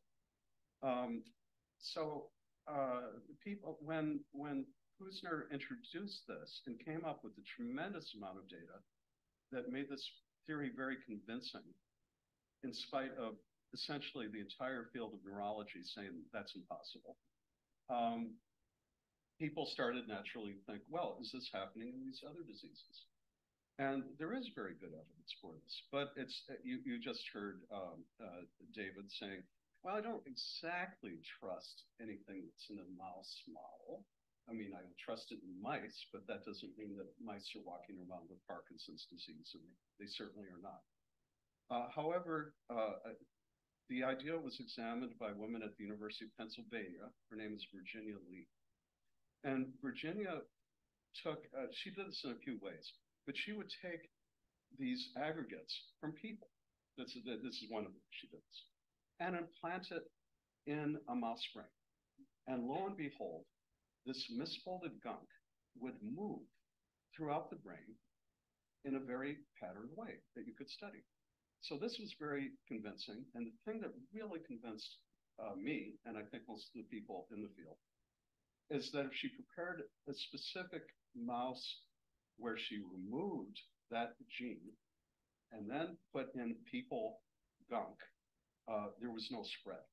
So apparently you could transform this protein throughout the brain, and these pathways through the brain could do this. Now, is this actually happening in people? Well, at least the mouse work shows that the capacity for this to happen is there. But obviously this is not the easiest thing to study in a person. With mice, we don't like to sacrifice them, but we will for important experiments. For people, something very, very difficult to study. Yeah, no, it's interesting. We talk about inflammation. So the microglia that's in the brain, when you have, we'll call it gunk. Is gunk okay? I kind of like that term. Be it amyloid plaques, alpha-synuclein drusen. When we look at how the microglia react and the cells that are next to them, the so-called astrocytes, become the glue of the brain, and we ask the question by single-cell analysis, what does it look like in multiple sclerosis caused by T cells? Parkinson, probably alpha-synuclein. Alzheimer's, probably amyloid and tau. Macular degeneration, drusen. Turns out the signature, the single-cell signature of the microglia astrocytes are virtually identical in all 4 diseases early on. So how the brain, whatever the cause may be it autoimmunity or amyloid accumulation or alpha-synuclein, whatever it might be, how the brain reacts to the gunk appears to be the same, at least early on, suggesting that a treatment that may work in one neurodegenerative disease may be effective in others. Because the microglia is there trying to clean up after the gunk that's there. So we have a lot to learn, but I think one of the things that we need to do is to compare different neurodegenerative diseases because one teaches us about the other. Yeah, I mean, also, do you have questions? We'd be happy to entertain questions from the audience. Otherwise, we can keep going. We could keep ourselves confused all afternoon. And we talk forever, but I do want to say that many of these cell types we're talking about were discovered by Dr. Golgi. So some of them are discovered Italian. in Italy, and many of the other ones were discovered by his arch nemesis. I just spaced out his name for a second. Santiago Ramon y Cajal, in Barcelona. Gotcha. So it's a Mediterranean fight. And remind me to tell you after some alcohol my Stan Prusen story, but I'll come later.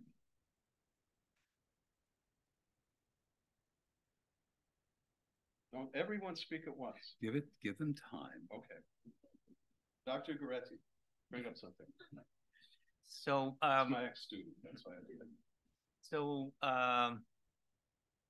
while people think about questions to ask, I will put these guys on the spot again and ask the question, what do you see on the horizon in terms of early disease, early diagnosis, and how is that going to impact the field? What's promising? Both for diagnosis and actually treatment. You alluded to some of the treatment, but well, for MS, it's working very well. I mean, and this is the introduction of magnetic resonance, and so this, I think you can recognize it very early. Although by the time somebody walks into the neurologist's office, it may have been better to treat them a couple of years earlier. In Parkinson's, there's something that's very helpful. Again, Ekemini Riley's organization is involved in this. And it sort of comes again from that work we were talking about, the prion disease and misfolded proteins. So people started to look at some of these other degenerative diseases. We haven't mentioned amyotrophic lateral sclerosis, ALS. It's a terrible disease. But the idea was maybe we could find some of this gunk, even in the cerebral spinal fluid. At this point, it looks like it might even be in saliva. You can imagine just going in and spitting, and somebody could tell you, oh, you're on the way or not for a particular disease. This one is called a seeding assay. It was sort of introduced in Parkinson's, kind of introduced at NYU by a fellow named Lin Kang. And it is looking extremely promising.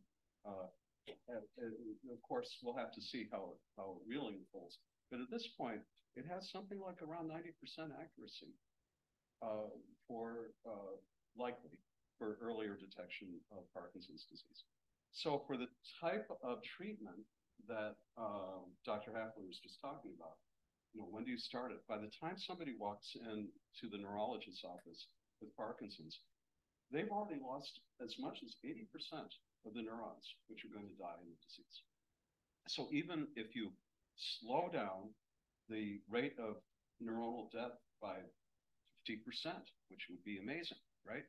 But it still is going to be very hard to pick up if that treatment is effective, and you're not going to, by itself, it's extremely valuable and give people many more years of productive life, but it's not going to reverse the symptoms. Now, if we get this kind of early detection, let's say this seeding assay continues to work, this will absolutely be a game changer because we will be able to recognize the diseases long before you develop, in Parkinson's, typically a tremor. In Alzheimer's, you have trouble remembering, dementia, it's it's dementicata, same thing.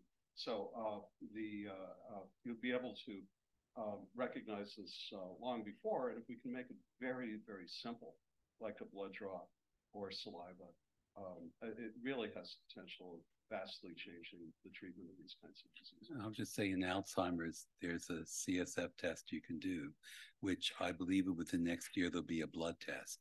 So what will be happening, and we're working right now across the primary care network of Yale to have our practitioners begin to measure amyloid to get early. Okay. Is a question there? Sorry.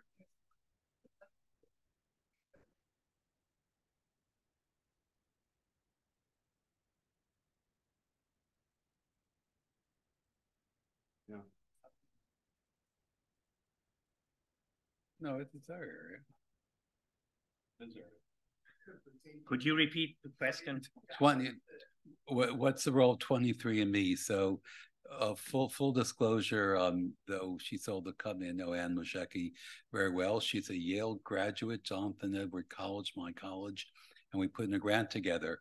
I think these are very valuable in terms of what they're doing, and it's a way potentially of screening. Now, they're not CLIA certified tests. It gets a little, you need genetic counseling, but what they do with gene typing is quite accurate, and I think is a potential way of incorporating. Of course, there are big NIH efforts and the UK Biobank of accumulating. I think in the future we will all be GWAS, that is, have our genome. What's going to happen, though, you're going to find out you're at risk for disease, because we're all at risk for something. And my own statement is, I want to be at risk for ovarian cancer, but it's good. It has to go with genetic counseling along with it. But if you find out you're ApoE4 homozygote, you have a pretty good chance of developing Alzheimer's disease. So until we have a treatment associated with the genetic testing, I think we have to tread carefully.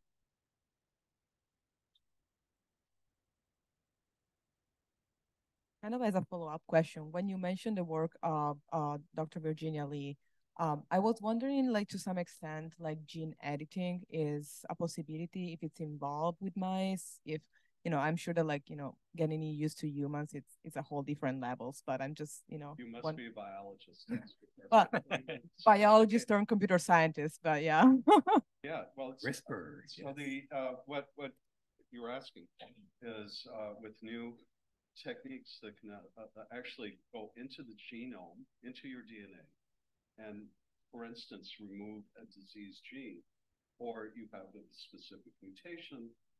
For instance, this is being advanced very rapidly for sickle cell anemia, because not only is it in the periphery, but you just have to really change one amino acid, and you can essentially, you should be able to cure the disease, and the data are looking pretty good. So will that be moved into other sorts of disorders? And I cannot believe that it will not be. But also for some of these nervous system diseases, the technology is obviously going to be is going to require a tremendous amount of development. Yes, things like CRISPR are very, very promising, at least long term, for these sorts of nervous system diseases we're talking about. Let me make a general educational point. There are two types of genetic disease, like sickle cell anemia, muscular dystrophy, where you have a gene that's knocked out, a specific mutation. If you have that mutation, you will get the disease, basically. And that's where gene therapy, CRISPR, and in fact, is being used now in retinal diseases because you can get right at the tissue.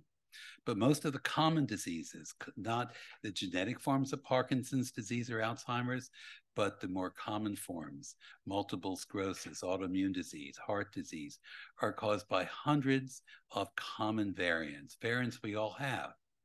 In MS, they're good variants in genetics. They fight off infection, they fight off cancer, but too much of a good thing can become a bad thing, leading to autoimmunity. Here, genetic manipulations isn't going to help because we've identified 233 allelic variants causing MS. What are you going to do? And we all carry them, but if you have MS, you carry more of them. So yes, CRISPR gene editing for mutations, but for common diseases, probably not.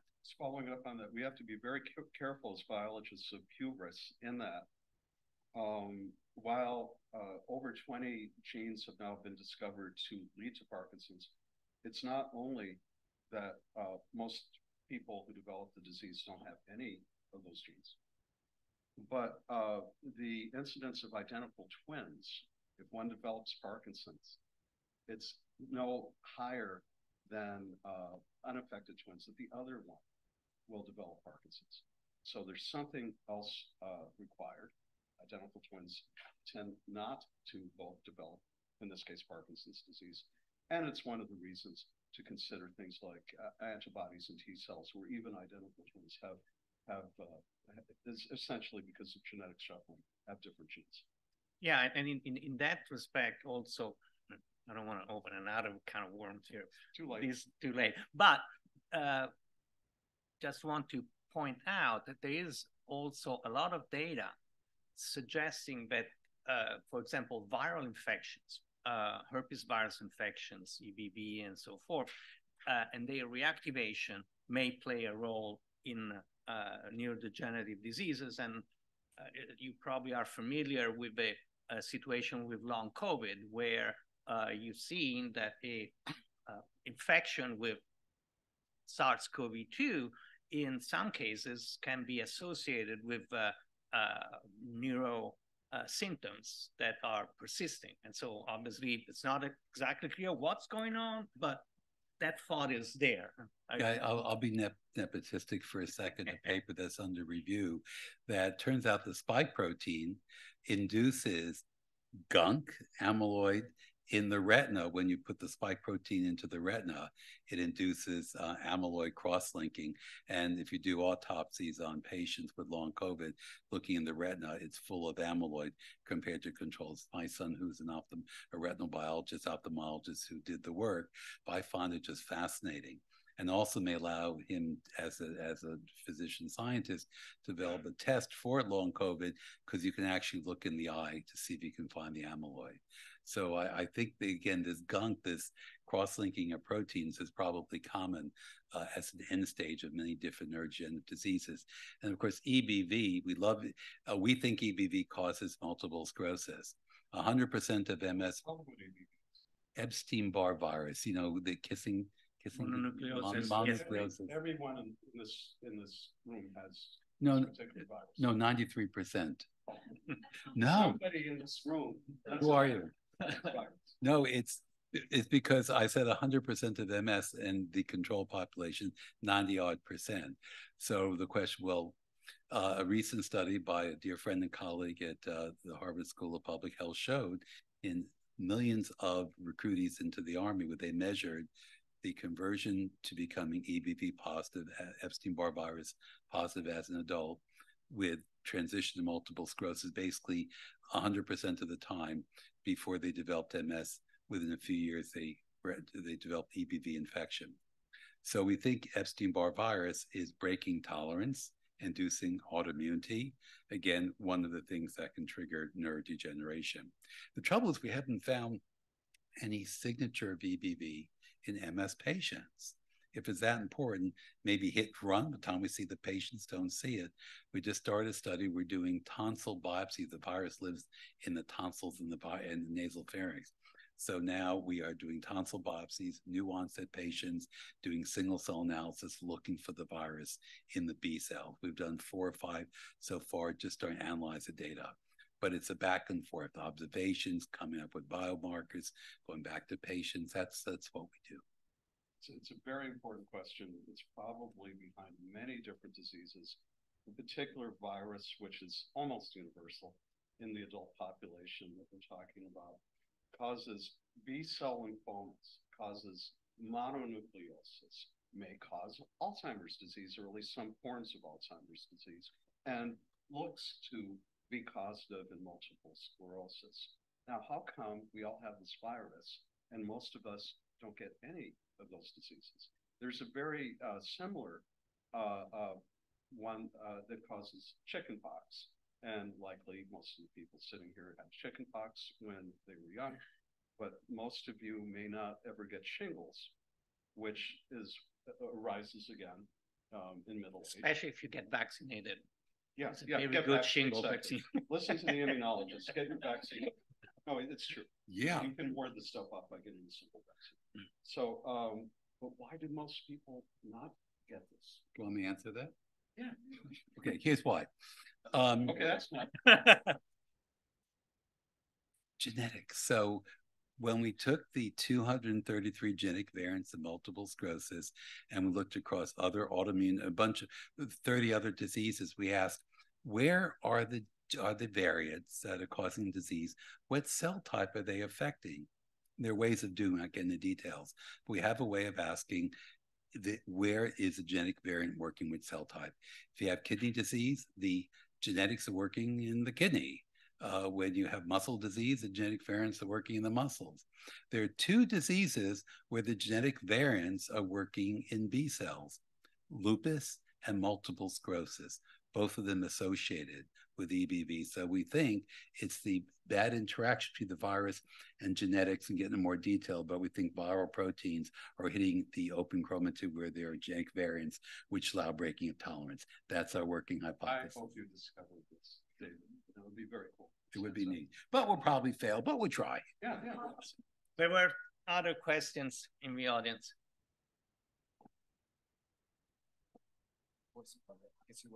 Yeah.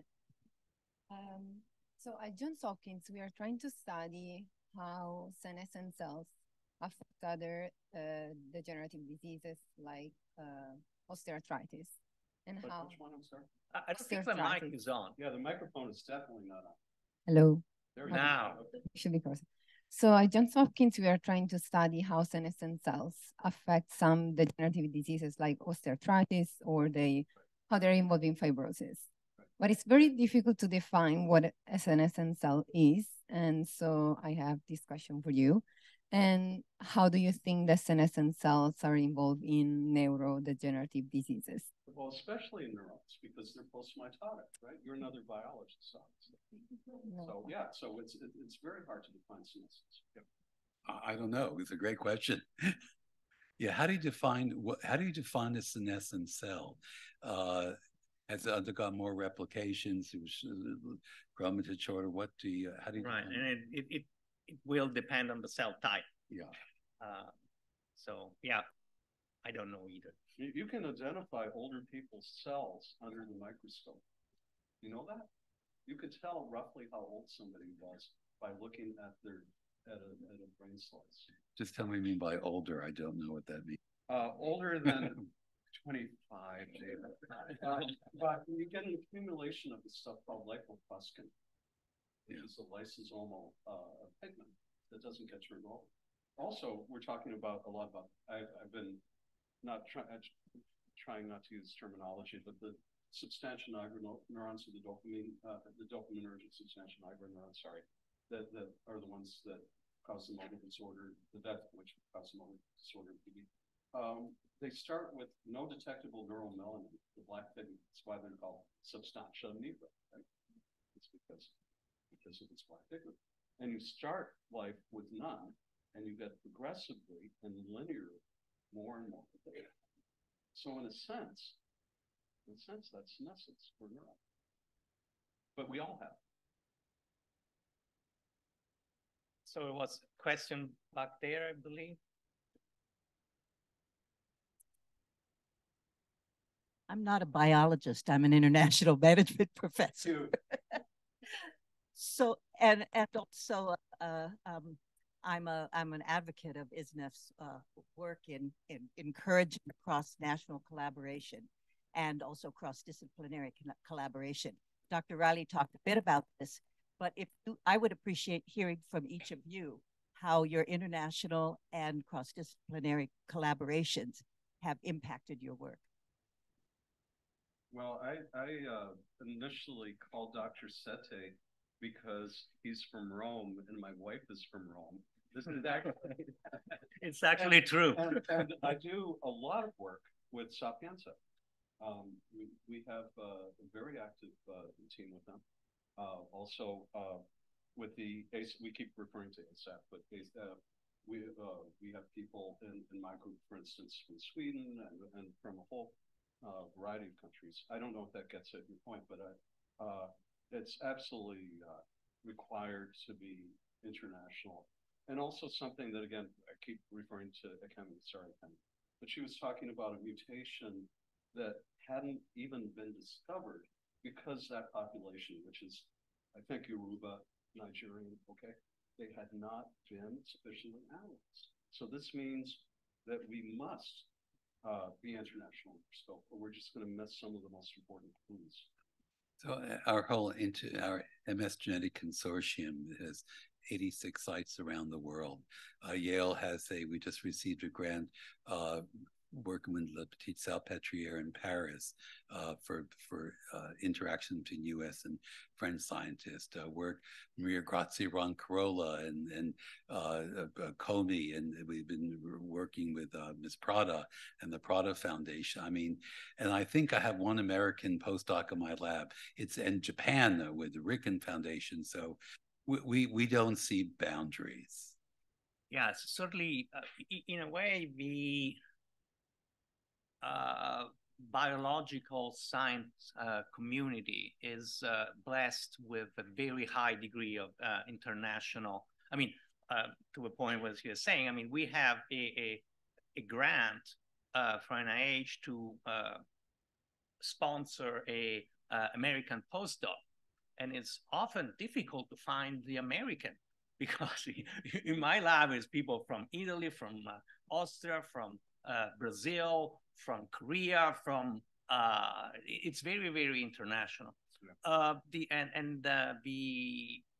other emphasizing the international networks. I mean, I think that also to a degree, the COVID was an interesting situation where, because of the sense of urgency, a lot of the barriers were knocked down, and people shared information and reagents very much more openly than it had before. So I think that it's a good, interesting model to continue as much as possible.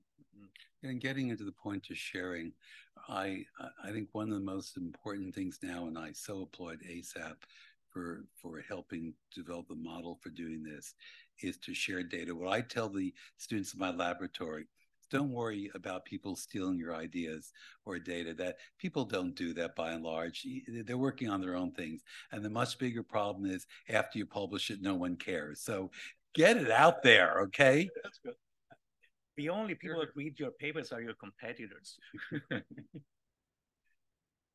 One question over there. Wow, so many questions. This is great. Okay. We gave them time. Yeah. Who has a microphone? Do Pietro, how do you say this? Okay. Thank you for this lovely discussion. So it's going to be a follow-up question, actually.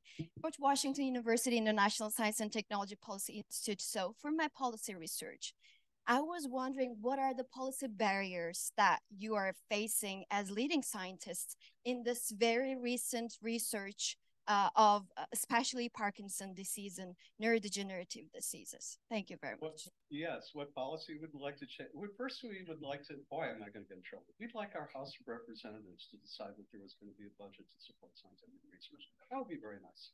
We have a House of, oh, sorry. Anything else about policy? Funding. It's funding. We need funding. Well, but you knew I would say that. Always asking for money, but it's terrible. But the thing is that we aren't selling anything, right? We're like Renaissance artists in Florence, right? We don't have anything to. Oh, we're like jazz musicians now. We don't really have anything to sell, right? So we have to, in order to get the work done, we're constantly saying, look, Dr. Hafler's about to run a phase 2 trial, or a phase 2 or 3 trial, depending upon how much money he can raise, that we're very excited about. We think it might be like potentially a game changer in treating one of these important disorders. But if you're pharma, you can raise $1 billion to do this. If you're not, and we're not, we're not for profit, right?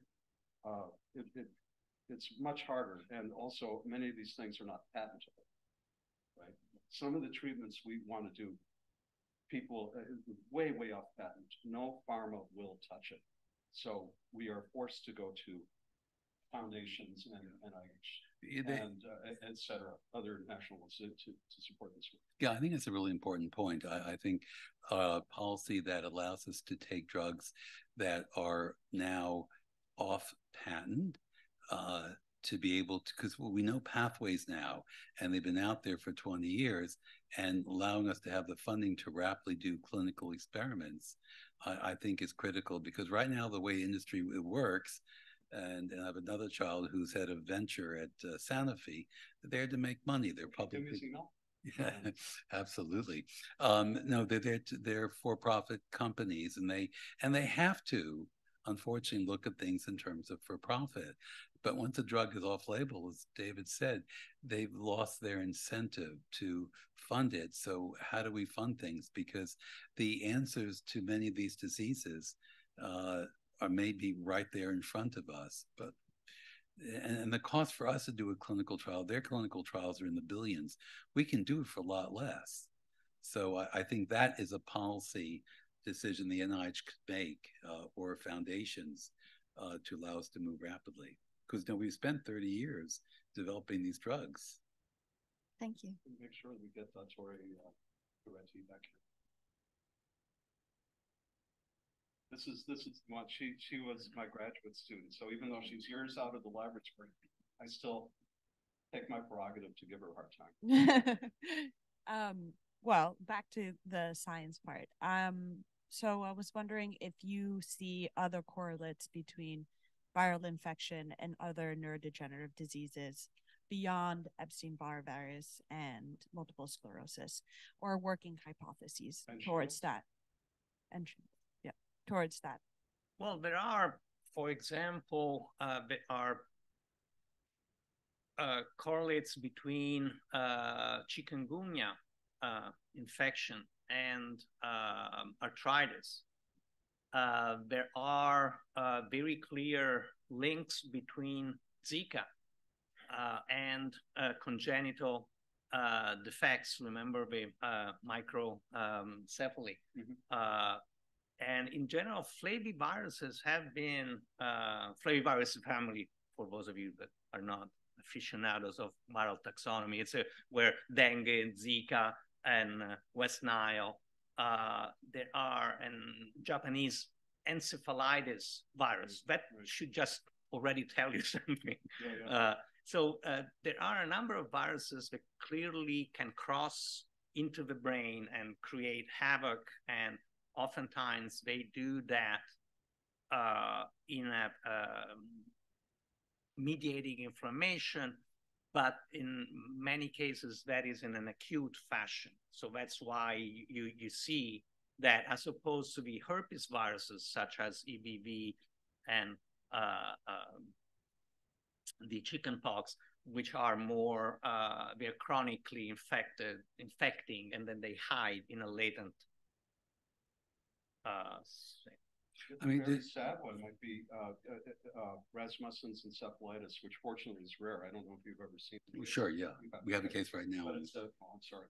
It's often deadly, and it's for very young children. And it's another herpes, typically herpes virus infection.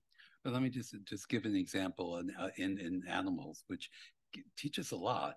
The Tylus virus is a Procono and polio virus, which when you infect newborn mice, they infect the mice, they develop demyelination by the viral infection.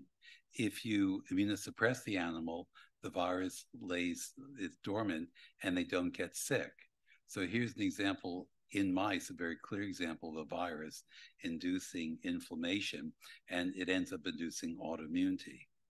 So absolutely, these, I think MS is autoimmune, but I can't exclude the fact there isn't a virus in the brain that may be the trigger beside EBV. We don't know what we don't know. Interesting question. It's a little to the side, but malaria, right, which can end up causing all sorts of neurological issues and kill people in the central nervous system.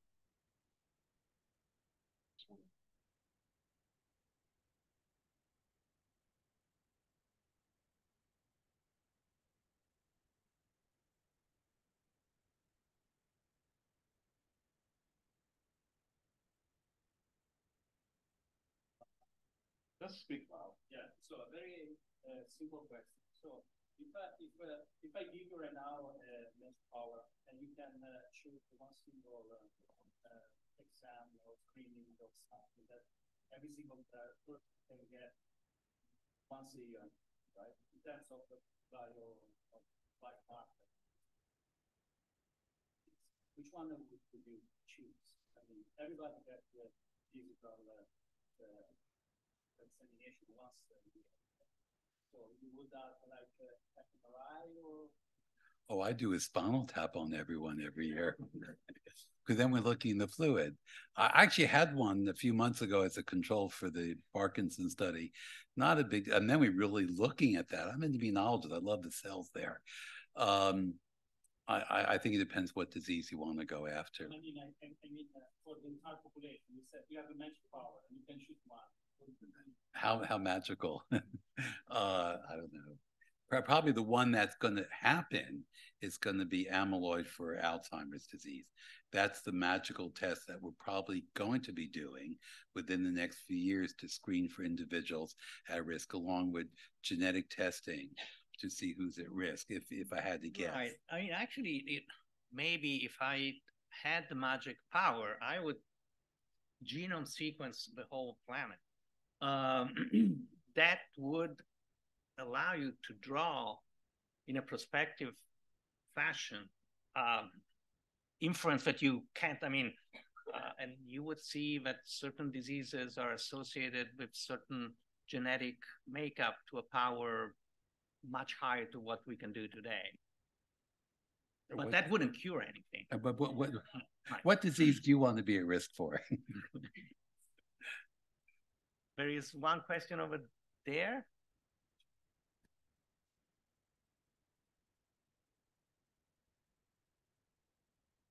So for most of this disease, you are ahead with diagnostic than with cure.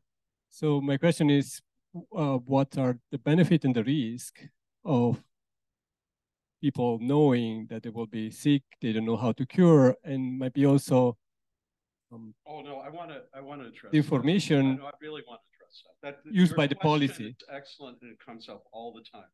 Why tell me that I have 2 copies of this particular gene he was talking about, and I'm almost sure to get Alzheimer's disease?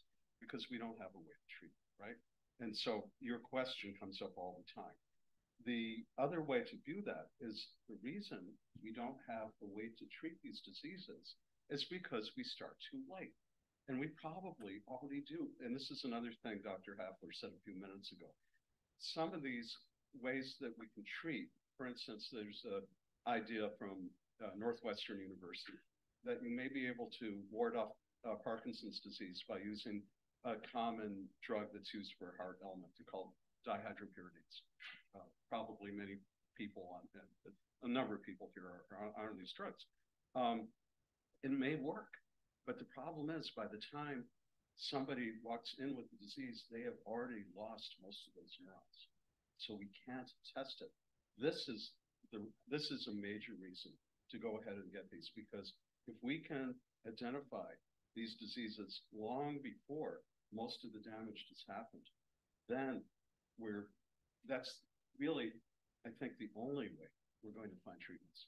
But I would just say clinically, we've given this a lot of thought. This is where genetic counseling is important. I would argue that when we do, as we do genetic testing, that we should release the data only if you want to know, and for diseases we can treat. And I can ask, I've always been asked this question, if we couldn't treat Alzheimer's, this is before we had a potential treatment, who here wants to know if they're risk for Alzheimer's disease? May want to know. You may want to change your, the next 10 years of your lifestyle. You may want to, whatever. So you may want to know, but you may not want to know. This is an incredibly personal decision, but your point's spot on.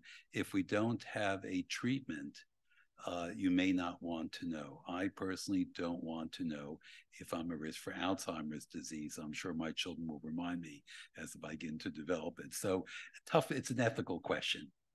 Yeah, it's totally ethical in that question, in that respect. And I think that a lot of the clinical observational studies we do,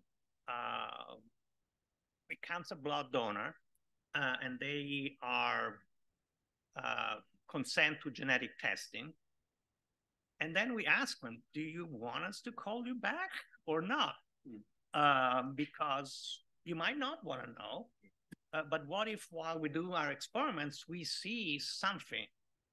Do you want to know? Do you want to? And then they check the box. Either way, right?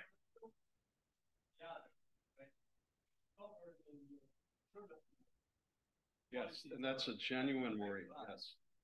Yep. But as against, you can't withhold life insurance, yes, but medical insurance can't against law to change that based on genetic testing. PSA is another one for those of you who are male in the room who are over the age of 60, 70. Do you want to get your PSA tested and find out, since 90% of those of us reaching 90 are going to have a prostate cancer? Do you want to know?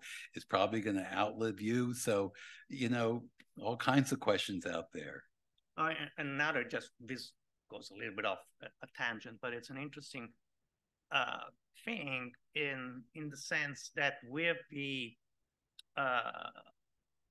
23andMe and so forth, when we get a blood donation, one thing that we tell people is that we can't guarantee that you are not, a third cousin of an axe murderer.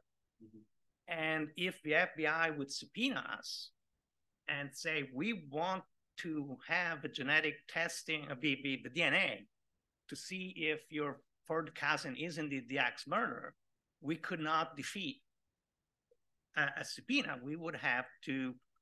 So I mean, this has never happened. But what I'm just trying to say is it has happened. Yeah, to me. No, to you. Well, look at your family. It's okay.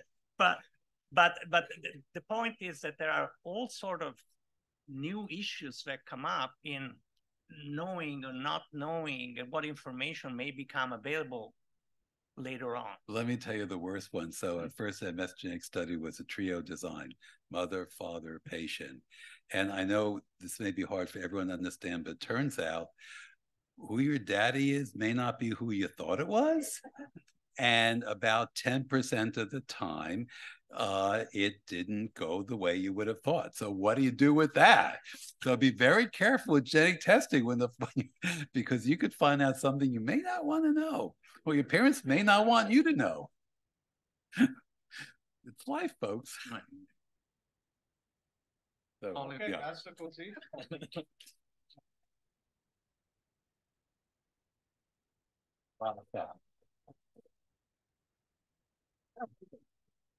Wow. So we have just 15 minutes break for networking and for group photo, right, Cinzia? So the speakers and panelists for the... Grazie. Cominciamo. Good afternoon. Celebrating the outstanding achievements of Italian researchers in North America is at the core of the mission of ISSNAF. And over 10 years ago, we started the Young Investigator Awards, thanks to the generous contributions of our donors, specifically families and organizations, including the Embassy of Italy, who all share this value. And today we have 6 Young Investigator Award categories. We are very grateful to our award sponsors for choosing ISSNAF to honor the legacy of significant individuals or to recognize significant achievements, thus contributing to the success of new generations of researchers. ISSNAF has developed a robust process to manage our awards competently and fairly. We rely on a body of distinguished members, the Scientific Council, who provide leadership and guidance to our programs. In particular, they serve as chairs of the Young Investigator Awards, ensuring a competent review and selection process together with review board members and juries. I wish to thank all the individuals who have been contributed their time in support of the awards. Some are here today to present the award finalists. In addition, we have 2 members of the honorary board of ISSNAF in the room with us. We have Professor Rita Rossi-Caldwell, sitting right there at the back, whom I wish to acknowledge. And we have Professor Emilio Bizzi, there, who I also wish to acknowledge. And I have asked Professor Bizzi to present one of our awards. So he will be called up shortly to do us that honor.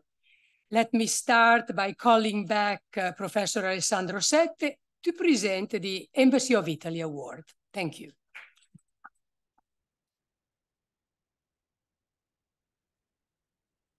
Thank you, Cinzia. Saying at this point, we're presenting the Embassy of Italy Award.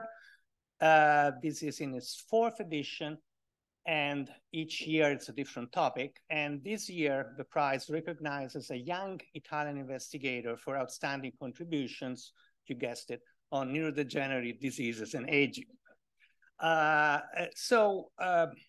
We received tens of applications, which is important because this really underlines how there is a critical mass of young, I guess it's not immediately apparent that a young investigator necessarily wants to focus on old people's problems, of young Italian investigators that really study neurodegenerative diseases. So it's really, we're in good hands, so to speak.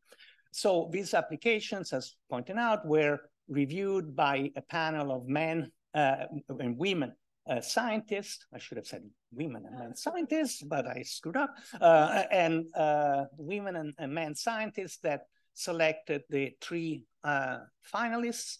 And the finalists are Simone Brioschi from, in alphabetical order, from WashU University in St. Louis, Francesca Garretti from Icahn School of Medicine in Mount Sinai in New York, and Roberta Peruzzo from University of California, Berkeley. And the 3 finalists presented their results in a symposium that was held on the 18th of October, I believe, and it was really remarkable. They all did a fantastic job, so I think they have really a stellar career ahead of them. And the topics of their presentations were the study of brain immune function from Simone Broschi in normal functioning and in disease. Francesca Garretti talked about how these genetic changes that we heard might predispose to disease, how the genetic changes function.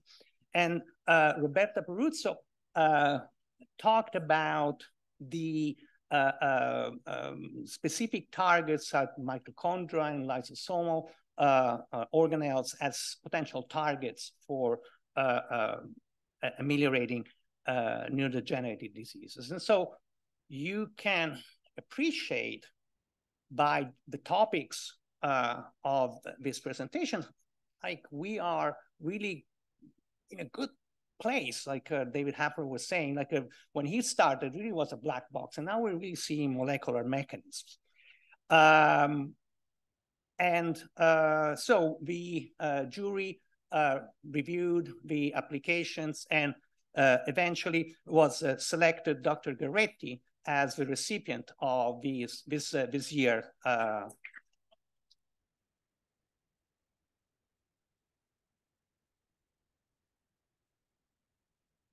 So I was going to say, please help me congratulate, but you already did.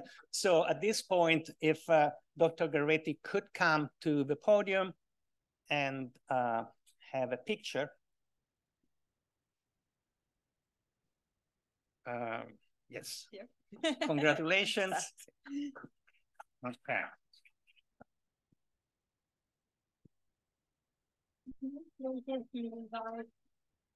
Councillor Di Lorenzo join for this picture as representative of the sponsor. Thank you. Just fine. Okay. Doctor, congratulations. Grazie. Professore, eccoci.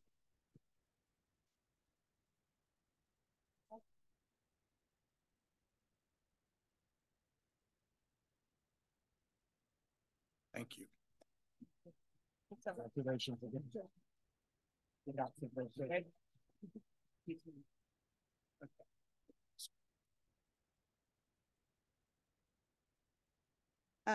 Thank you, Dr. Sette, for that kind introduction.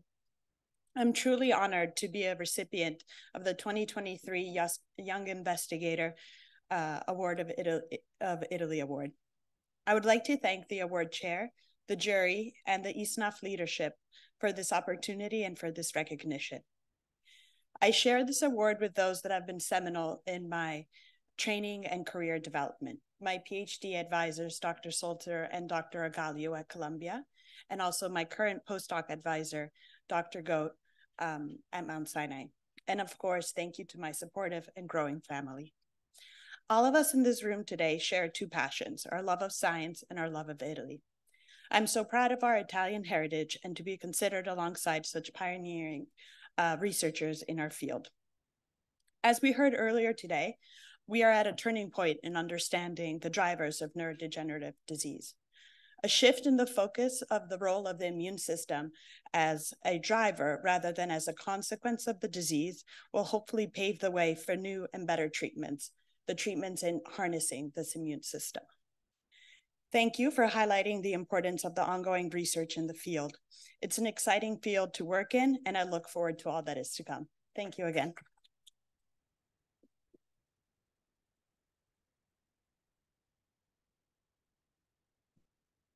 Okay, and I would like to call the finalists to also receive their award. So Simone.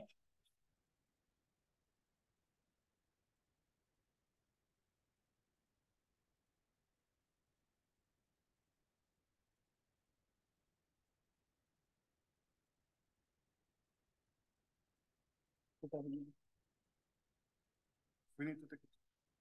Yes. Thank you. And Roberta Peruzzo.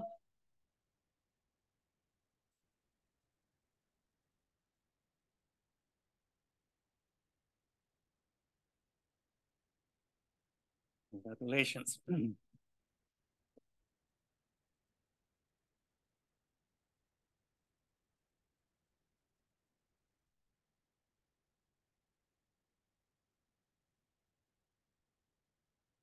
And with that, I'd like to call Professor Saleo to present the Strazza Bosco Award.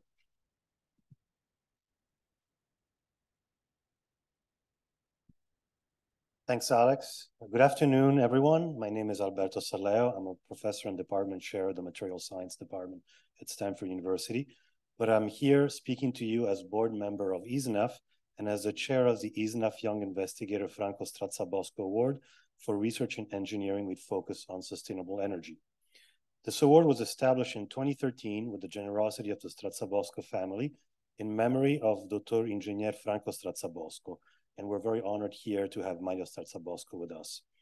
It is a tribute to the entrepreneurial courage of Italian engineers who strive to apply scientific discovery to the public advantage. Like every year, and I've done this for a few years now, we've had a pool of very impressive candidates, making the jury's work extremely arduous. After long deliberations, our jury named Lorenzo Rosa, Luigi Osmieri, and Matteo Bertagni as finalists. Dr. Lorenzo Rosa is a staff scientist at the Carnegie Institution for Science.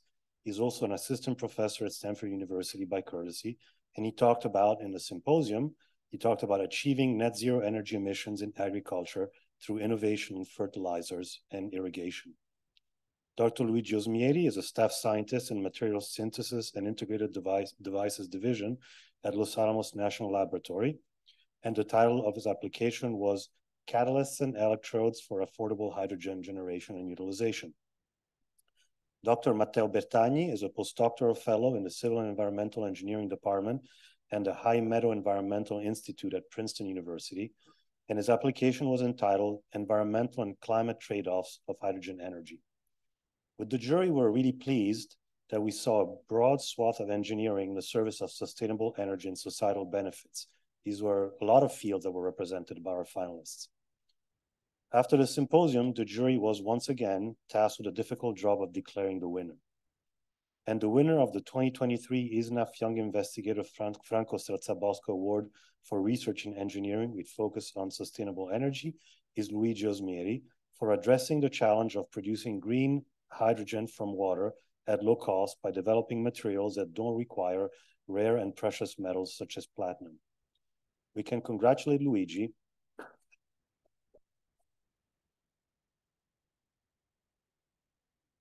Though Luigi can't be here with us, that he has important parental duties to fulfill. Seems like a theme today. Nevertheless, he sent us a statement. So before reading Luigi's statement, I'd also like to thank the members of the jury and review panel, Professor Natalie Stingelin, Simona Onori, Guglielmo Scovazzi, as well as Dr. Emanuele Pecora, and to congratulate all the finalists for the caliber and impact of their research.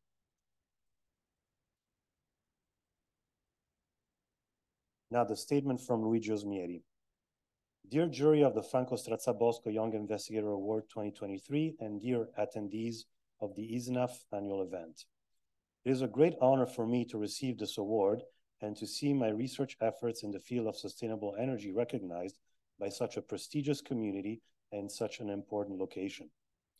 It is particularly rewarding that my research topic was selected in view of the growing importance that it has for the large-scale deployment of green hydrogen, which will ultimately enable us to achieve a more sustainable energy system. I am sorry to not have been able to attend the event and receive the award in person, but I was recently blessed with the birth of my first child, a little sweet boy named Dante. Doesn't get more Italian than that. Traveling with a little one is not easy, especially from a remote location in New Mexico. However, I would like to express once again my sincere gratitude to ISSNAF for selecting me for this award and for giving me the opportunity to present and promote my research within the ISSNAF community. Thanks so much to the Strazza Bosco family for establishing and sponsoring this award. I would also like to congratulate the two other finalists, Lorenzo and Matteo, for their outstanding and impressive research achievements. Finally, I would like to thank my wonderful wife, Maureen, who is always by my side and supports me, and my parents and my brother who live in Torino. I left Italy almost 7 years ago. It has been very hard to be so far away from my Italian family, missing them every single day, as I know they miss me. Without the support and encouragement of my family, I could never have accomplished what I did. Thank you very much again, Luigi.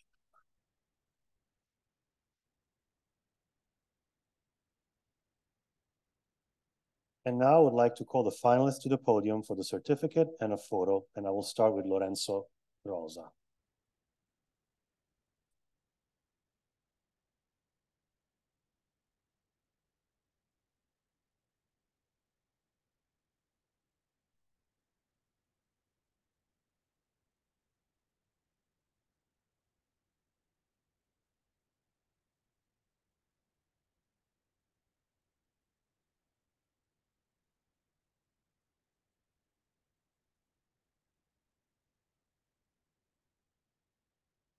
And now Matteo Bertagni.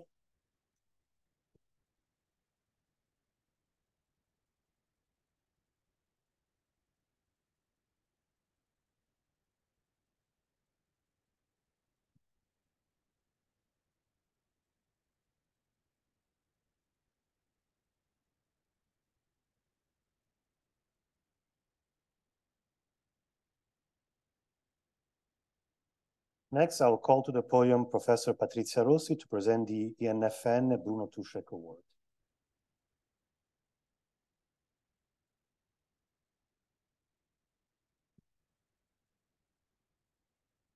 Good afternoon, I'm Patrizia Rossi. I'm from Jefferson Lab and INFN, and it's my pleasure today to be here and present also on behalf of the co-chair of the committee of the Bruno Tuschek Award, Professor Giorgio Gratta, the Bruno Tuschek Award for Research in Fundamental Physics.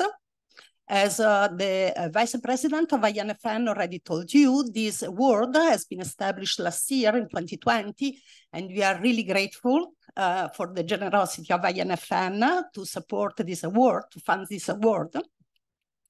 And this award is in honor of Professor Bruno Tuschek for his pioneering work in the field of elementary particle physics and particle accelerator.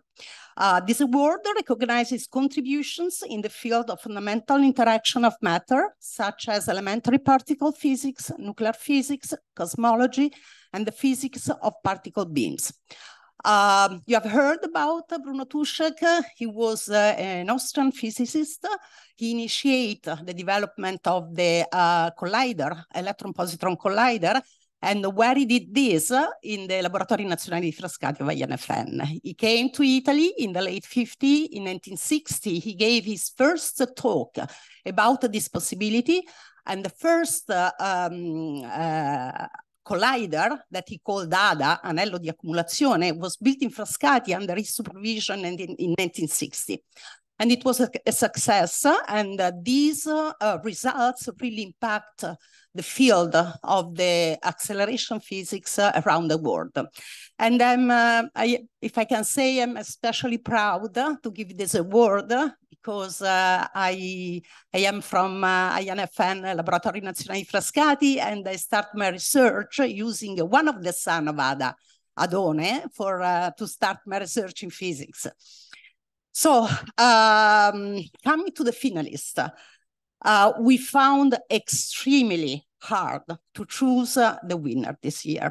We received very good applications, but the three finalists that we choose, and with them we had an interview, Zoom interview. It was really a pleasure to listen to the research and to see how these young investigators are so they deal so well with what they are doing. They are really in their hand, the research that they are doing, and it was really a pleasure to listen to their presentation and to listen what they are doing. And so in our unanimous assessment, we had really three exceptional candidates, and we had to struggle to differentiate between them.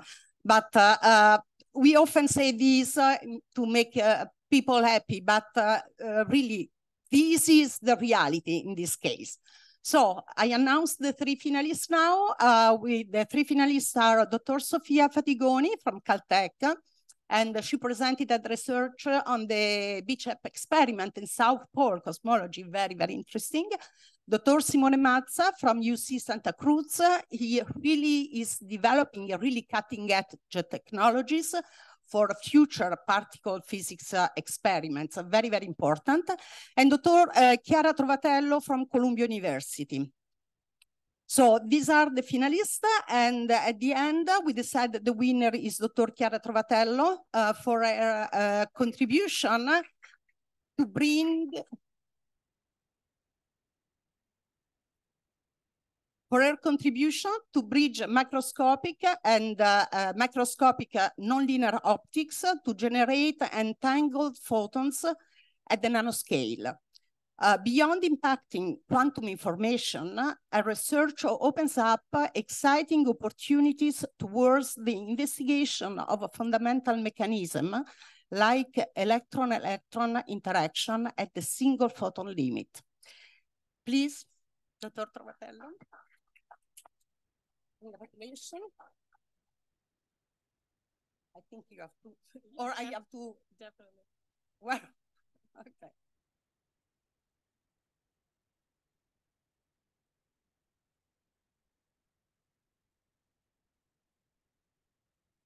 Okay, thank you very much. Thank you.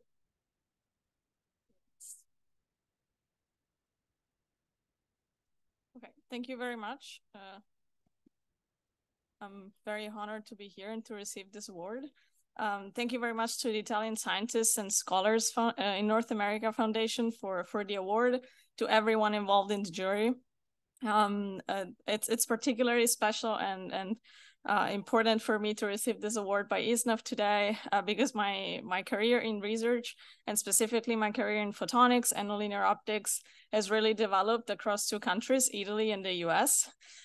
So it is particularly important for me. Thank you also, ISSNAF, for building this incredible community day by day and for making us feel so connected, especially today.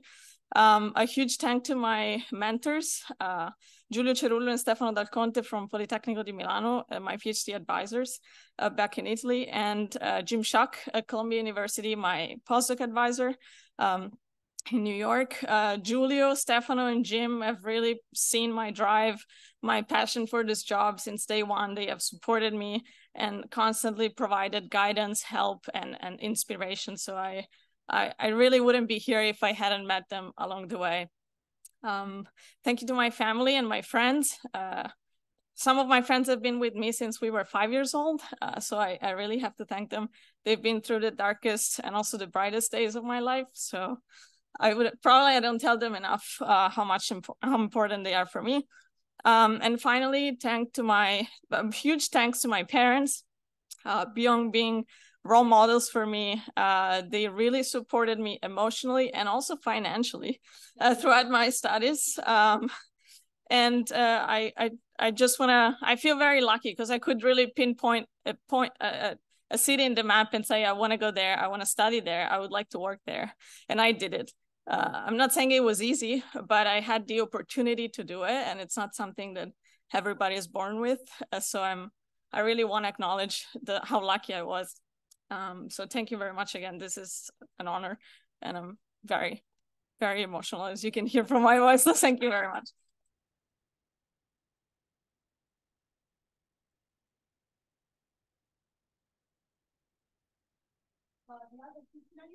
Please come to the podium. Mazza and Capitone. Simone Mazza and Sofia Capitone.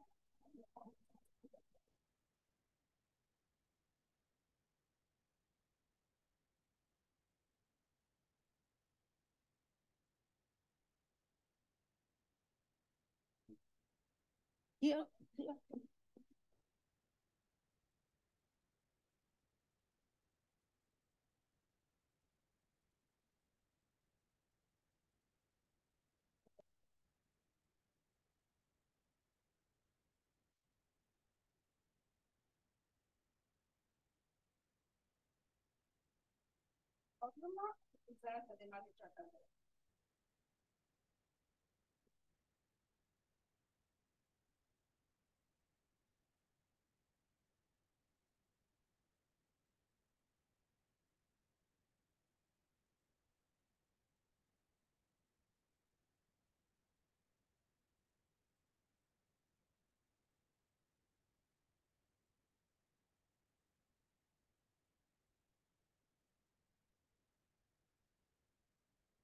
Well, I'm delighted to be here.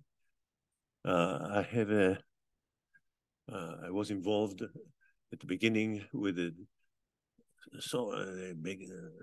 birth of ISSNAF, and I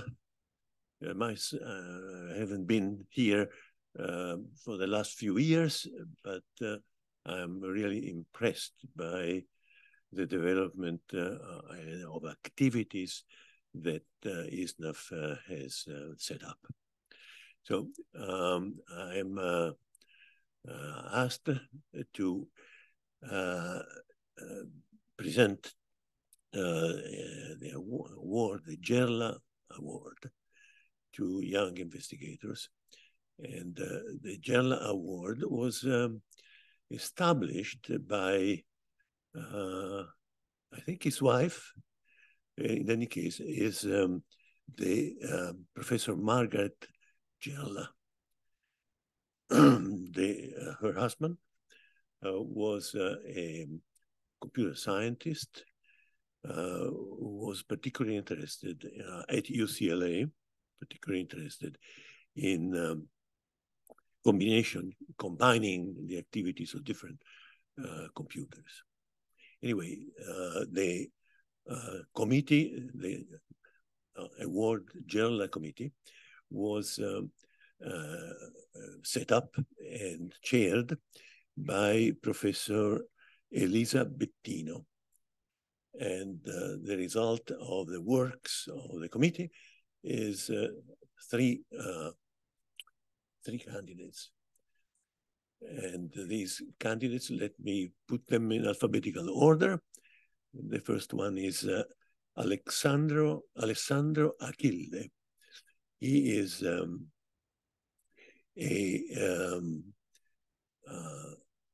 graduate from the computer science department of UCLA, and he's interested in computational learning, which is an area which, of course, is very much in cognitive science, is a very popular area of research.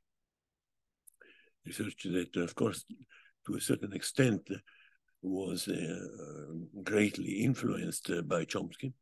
And these young people that pursue the computational language are certainly contributing considerably to the intellectual level of understanding that we have of language. The second, always in alphabetical order, there is Giulia Guidi. Now, Giulia Guidi graduated a year ago, excuse me, from California, Berkeley, in 2022. And Giulia is also a computer scientist, and particularly she's interested in writing codes and writing essentially computer programs that have the peculiarity of dealing with what is now of great importance, and that is science in many areas is developing large amount of data. And one characteristic of these data very often is to be unstructured. Well, for instance, the brain is a classical example where nowadays a large number of neurons can be recorded in vivo in some either primates or other types of animals, but in any case, they, until, let's say, 15, 20 years ago, people were happy when recording from various areas of the brain in vivo during behavior to record 20 maximum, most instances, 5 or 10 cells.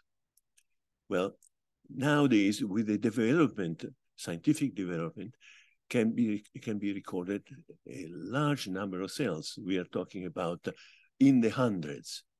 Now, these, of course, recordings provide an unstructured large amount of science. And without a computer analysis of this amount of data, it would be almost impossible to gain any understanding of the complexity of recording from, in a particular area, 100 or 200 neurons. Anyway, so the third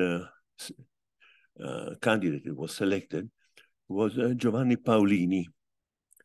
And Giovanni Paolini is a graduate of, well, he graduated from the School Normale, La Normale di Pisa, which actually also Alessandro Achille is also a graduate of the Pisa. And then he got to be an applied scientist at Amazon Web Services, based at Caltech. What is interesting that he also, as a computer science, is particularly interested in biological events like language, and particularly the development of language. So this is these three candidates have been the winner of these three out of these candidates have been selected, and it is Giulia Guidi.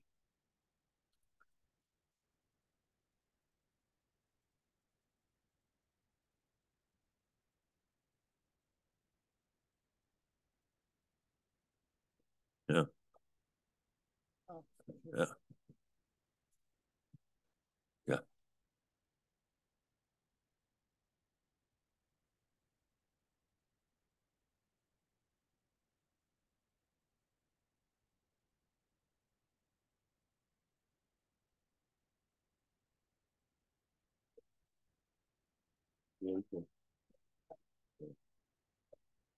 And the other, oh, they are not present. Yeah. Okay, then in that case. Oh, I think I was a little. Oh, you have to do a speech. Yeah, yes, yes. thanks. Yes. I was extremely nervous the whole time, so I want to get it through. Thank you so much. I'm extremely excited of being here, and I'm also very nervous, which is kind of funny because I've been teaching at Cornell for the past year. So I've been going on stage 3 times a week for the past years, and still I get nervous when I go on stage. So that's kind of still funny. But I'm extremely honored to receive the Mariangela Award for my work in high performance computing and for large scale computational sciences. And it is especially very meaningful for me to receive this award from my home country. I've been like away from Italy for the past 7 years. I graduated from Politecnico di Milano with my master, and then I moved to Berkeley for my PhD. And it's been like a tough time. And, you know, for many years, I thought I would have gone back to Italy, and now things, you know, started to like work out really well in the US. So I think I'll stay for a little longer. But I would like to thank my mentor and my collaborators and my students for their support, guidance, and enthusiasm. My mentors is really what, you know, they really push me to pursue a career in academia and couple research with teaching. I just love interacting with students, and I just learn so much from them. And like the enthusiasm is just contagious. And you know, they have been all critical for my career in different aspects. And I would also like to thank the selection committee for their work and for recognizing the potential of my research to advance genomics and science through their use of high performance and large scale computing. Professor Mariangela's work and legacy is an inspiration, and I'm determined to continue in his. I really look forward to keep pushing the boundaries of high-performance computing and try to use computation to work toward better science and medicine and health for everybody. And again, I'm extremely happy of this award. Thank you.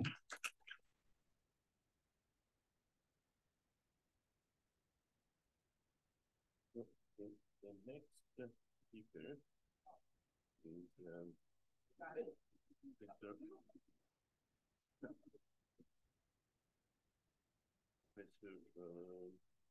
Laura Paolucci, Pasqualucci, will present the Laura Campese Award.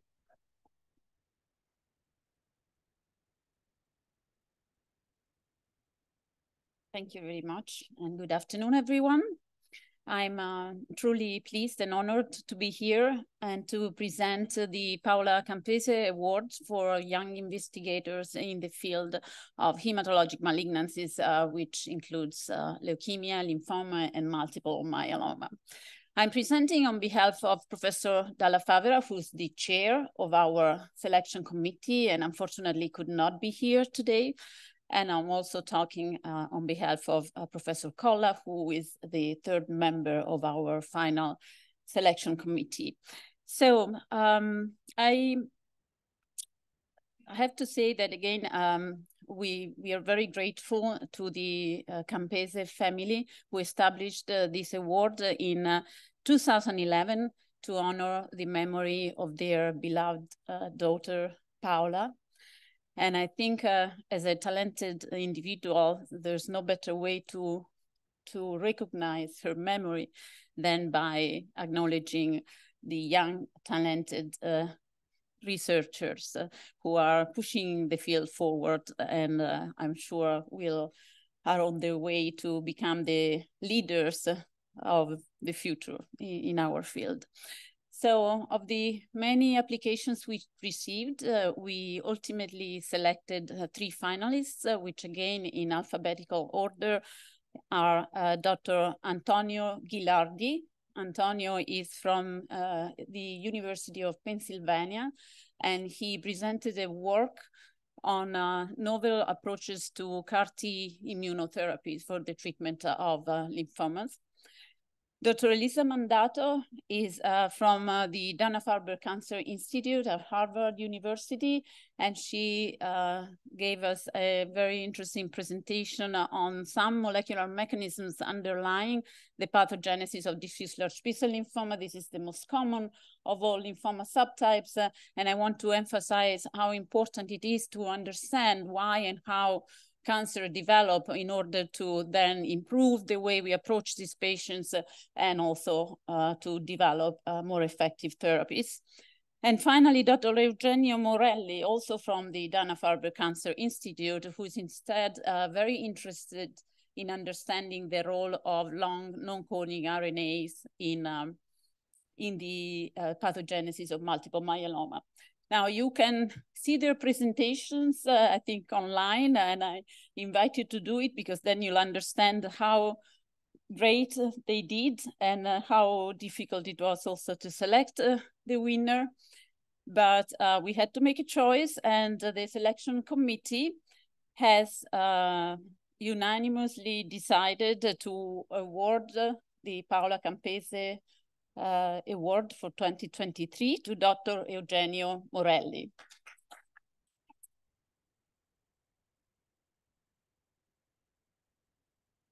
Now, unfortunately, Dr. Eugenio Morelli cannot be here with us today because of a little health issues. But I want to tell you a bit about the reason why we awarded him the award and also have a brief statement from him to thank you all.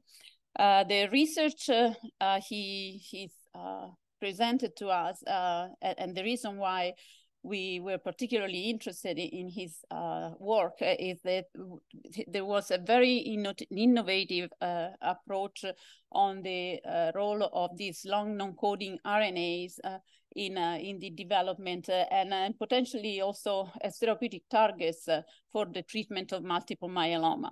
Now, for those of you who are not familiar with these long non-coding RNAs, this is a very maybe elusive species or molecule in our cells. Consider that they represent 80% of the transcribed genome in each of our cells, yet we know very little about them. Most of the work is focused on the protein coding domains. So what he has shown, and by utilizing some pioneering technologies, is that some of these long non-coding RNAs are quite relevant in driving the development of this disease and also in establishing vulnerabilities that can be targeted therapeutically, potentially opening new avenues for the treatment of this disease. Now, the statement he gave us, I'm gonna read it on his behalf. I am deeply honored and incredibly grateful to be named the recipient of the prestigious Paola Campese Award. I would like to extend my heartfelt gratitude to the Campese family, the organizers at ISSNAF, and the members of the scientific jury, including Professor Dalla Favera, Professor Pasqualucci, and Professor Colla, for honoring me with it. I would also like to congratulate my fellow finalists, Dr. Mandato and Dr. Ghilardi, for their inspiring contributions to the competition. I share this honor with my wonderful family, friends, and colleagues at Dana-Farber. I couldn't have done any of this without their support and friendship and teamwork. And in fact, I want to give a special thanks to Dr. Maria Gulla, who's not only my lifelong research partner, but also my wife and the mom of our two amazing daughters. She's been with me every step of the way. And I want to mention that Anna Maria Gulla was a finalist last year at this award, so a family of scientists. And I can't forget my lifelong mentor, Dr. Nikhil Munshi. He's been my guide and support through these years. Unfortunately, I could not attend the ceremony in person, but I want to express my gratitude and bid farewell to the United States because he has recently returned to Italy, reuniting with his family. I will be starting my independent lab at the Candiolo Cancer Institute and want to extend my thanks to them as well. Look forward to the future opportunities to reciprocate the support and inspiration I have received from ISSNAF. Thank you very much.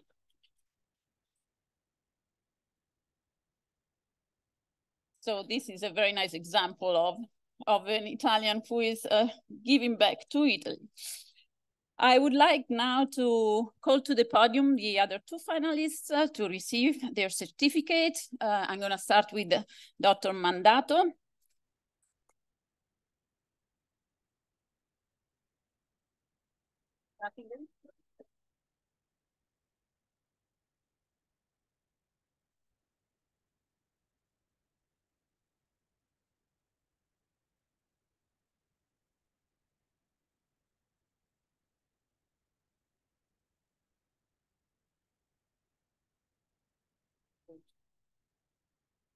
And then I'm going to call Antonio Ghilardi.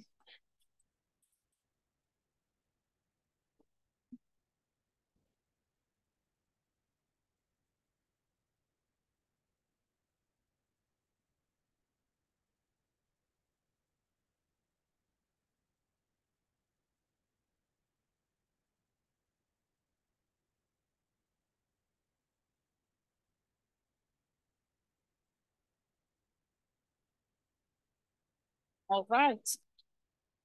So I'm gonna now invite to the podium Professor Fogu to present the R&B for Culture Award. Thank you.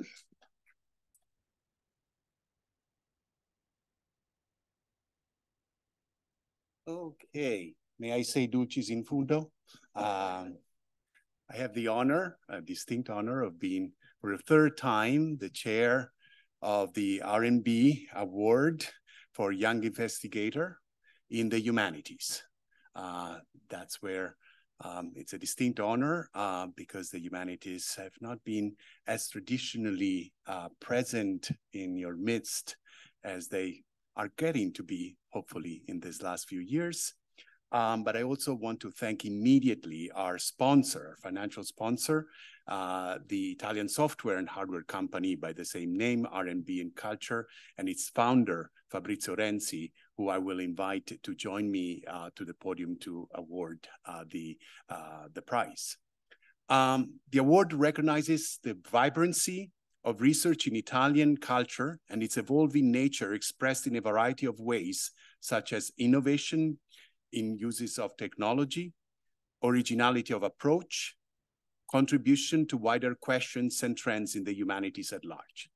Now, just reading this definition should tell you how complex it is for any jury and any reviewer to review files that respond to 3 different criteria. And this is also why, thanks to Cinzia Zuffada, the president of ISSNAF, this year we have started tapping the resources of the American Association for Italian Studies. And there is now a convergence of interest, and the jury and the reviewers all came from that association, and they all did a fantastic job in sort of reviewing all the files and selecting the finalists.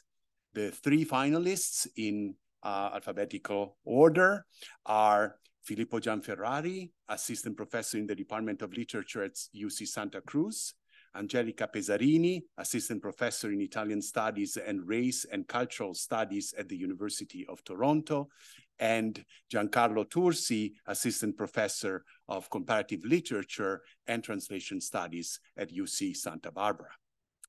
Now, we've already heard how tough it is to select finalists. This year, for our jury, it was hell. Why? Not only for the value, but also because the 3 finalists ranged from Dante to 19th century multilingualism, all the way to contemporary sociological politics of memory and colonialism and the recent past. So that's precisely when you think about humanists not being specialized, think about how they have to range in their expertise. So this was tough, and in a way, I think that the result speaks to that toughness, because for the first time this year's prize has been awarded ex aequo to Filippo Gianferrari and Angelica Pesarini. Now, I'm going to call each of them to the podium, but let me first read you the motivations. Gianferrari's research project entitled Political Charity, Vernacular Theories of the Common Good stood out for its remarkable scientific rigor and its integration of literary history, history of ideas, and anthropology in arguing that the secularization of theological doctrines of the common good in the medieval period led to a political transformation of late medieval Italian city-states. The jury found that the most innovative aspect of this research lies in the exploration of how this late medieval shift significantly influenced the development of political structures and institutions, making a significant contribution to the foundation of modern nation states. Let me translate it in a second, just to understand what Filippo is doing. I mean, he's really going at a completely different set of theoretical and institutional actors other than the political theories, the Machiavellis, the Guicciardinis, looking into the Catholic and practices that come from the late medieval period to trace a line to the establishment of the modern nation state. And that was the novelty. So I'm going to invite Filippo to join me at the podium, and also Fabrizio to please join me to award the first award.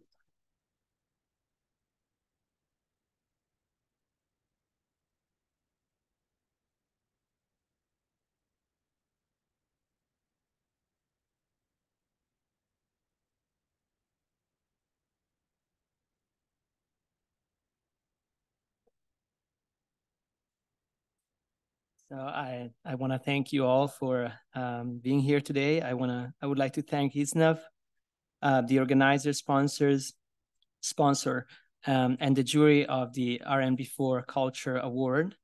And last but not least, the Ambasciata Italiana in DC for this generous award.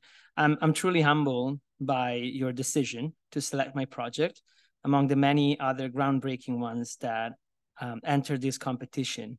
And I'm really thankful for having shared time and space with the other 2 candidates to finalists, because it was really interesting to get to know their research. I will use this award to advance my research, which probed the past to find, to reconstruct the really rich discussion about what keeps us together in society, which I think is really relevant for us today as we live in times of great political upheaval and social upheaval, and where peace in the world seems really something far from the reality. So my hope is that by looking at the past, we can recover some of the richness of the discussions that preceded us in order for us to think anew why we live together. I also want to thank my family, my parents, who never went to college because they made possible for me to be here today, to my wife, Elisabetta, and to our children. Thank you very much. And thank you, Claudia.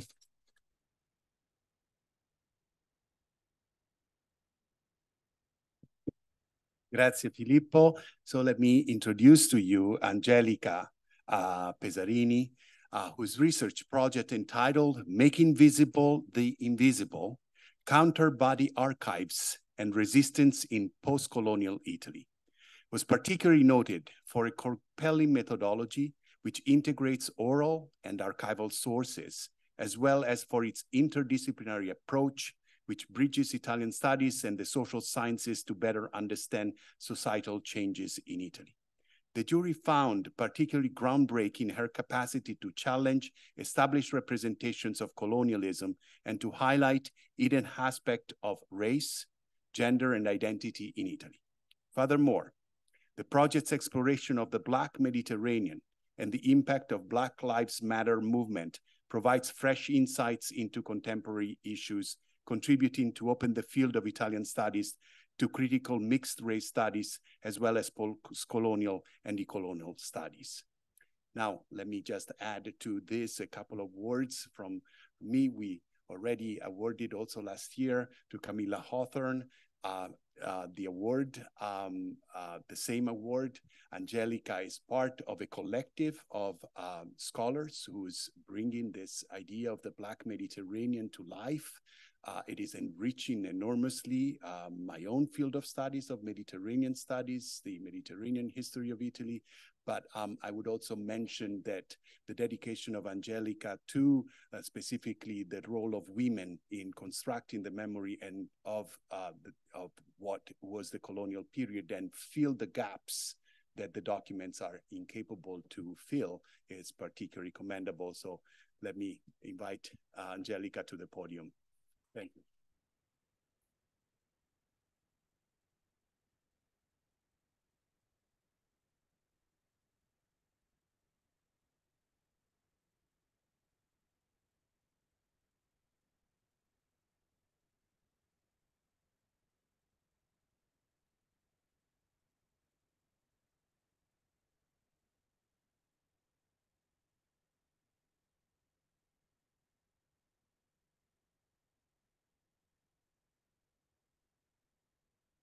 Intanto buonasera. Grazie mille. Thank you so much, Professor Fogo, for your words. You made me a bit emotional. Thank you to the selection committee, the R&B for Culture, ISSNAF for giving such an important recognition to my work. Thank you for the Italian Embassy for hosting us today, and congratulations to my fellow finalists. It was wonderful being here with you. I feel thrilled to be here today and deeply honored to receive such a prestigious award. The support this award provides is even more remarkable in these days, not only because of the scarcity of awards recognizing the importance of social sciences, but also because certain disciplines within the social sciences are at risk, discipline on which I was trained and have the chance to teach to my students, such as gender studies, Black studies, critical race theories, just to mention some.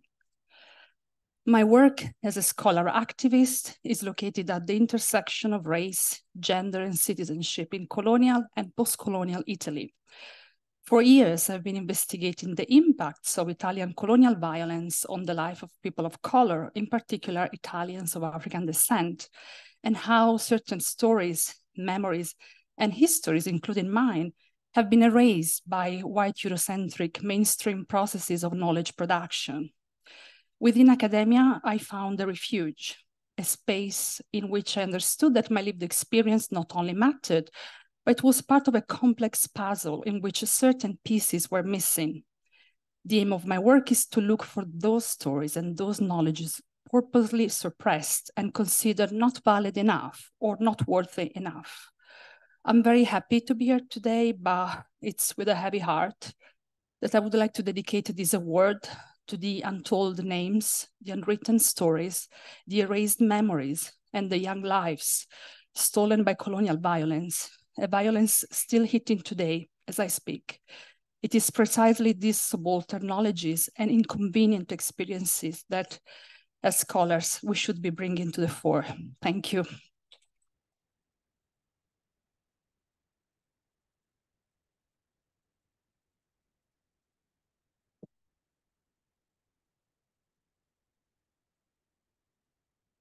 I want to end this by reminding you of my words before. It was extremely difficult to choose among these three finalists, and the third finalist is Giancarlo Tursi, whose project I want to mention.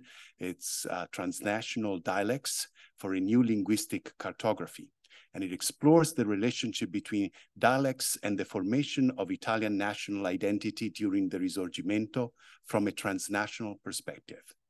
The jury found the unusual comparison between the linguistic situation in Italy and Guatemala very stimulating, albeit deserving of further development. Please welcome Giancarlo Tursi to the podium.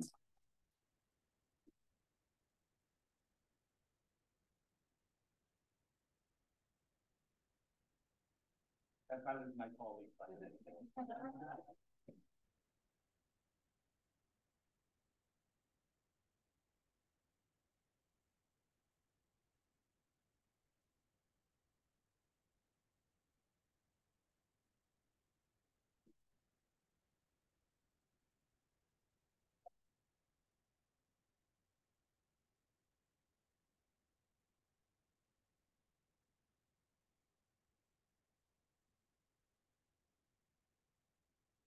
Allora, per tutti coloro che hanno ricevuto il loro certificato, Pierluigi ha a disposizione una busta, quindi lo potete poi potete chiedere a Pierluigi di darvi la busta.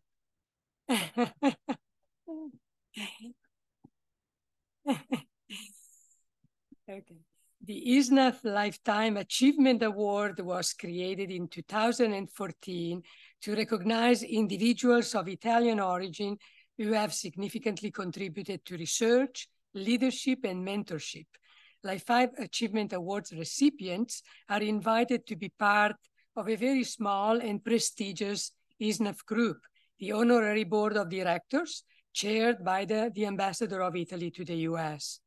For the 2023 edition, I'm honored to recognize Professor Federico Capasso for his seminal contributions to new understanding of solid-state physics and quantum electrodynamics, directly resulting in his invention of new optoelectronic devices, notably the quantum cascade laser, and for his development of optical metasurfaces and flat optics. Both these inventions have had a significant impact in two distinct areas of the broader scientific field, encompassing how light interacts with materials.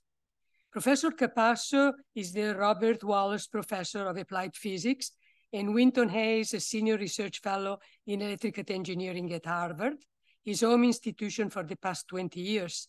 A native of Rome, he graduated from La Sapienza and after a few years joined Bell Labs, where he worked for nearly 3 decades, rising from postdoctoral fellow to vice president of physical research.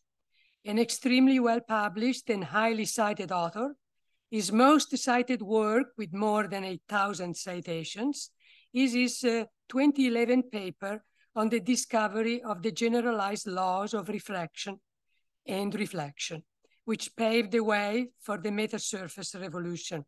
Capasso's work has not only led to fundamental scientific discoveries, but also to widely commercialized technological breakthroughs, the quantum cascade laser, is one of the most widely used lasers in the mid-infrared spectral region of paramount importance because most molecules have their telltale absorbent fingerprints in this spectral region. Metasurfaces promise to revolutionize how we design and operate lenses with applications ranging from cell phones to autonomous vehicles. Professor Capasso is the recipient of numerous high-profile awards conferred by the US National Academy of Science, the Italian National Academy of Science, the American Physical Society, the Institute of Electrical and Electronic Engineers, the Italian Physics Society, and many more. This past September, Professor Capasso has been named a 2023 Citation Laureate, joining an exceptional short list, a vast majority of whose members have gone on to receive the Nobel Prize in recognition of many decades of work, laying ground for countless discoveries and innovations that have transformed the world. Professor Capasso maintains close ties to Italy. He hosts several students from Italy in his group and has collaborations with Politecnico di Milano, Università dell'Insubria, and the Italian Institute of Technology. Beyond these collaborations, the long-lasting impact of his research in Italy is felt most through his academic progeny in leadership and research positions in Italy's academic institutions. For all these reasons, our scientific council determined that Professor Capasso, an original founder of ISSNAF, is most deserving of the Lifetime Achievement Award. In congratulating Professor Capasso, I'm sorry to let you know that due to serious personal reasons in the family, he couldn't be with us today. And he has sent a video of what he would have delivered in person.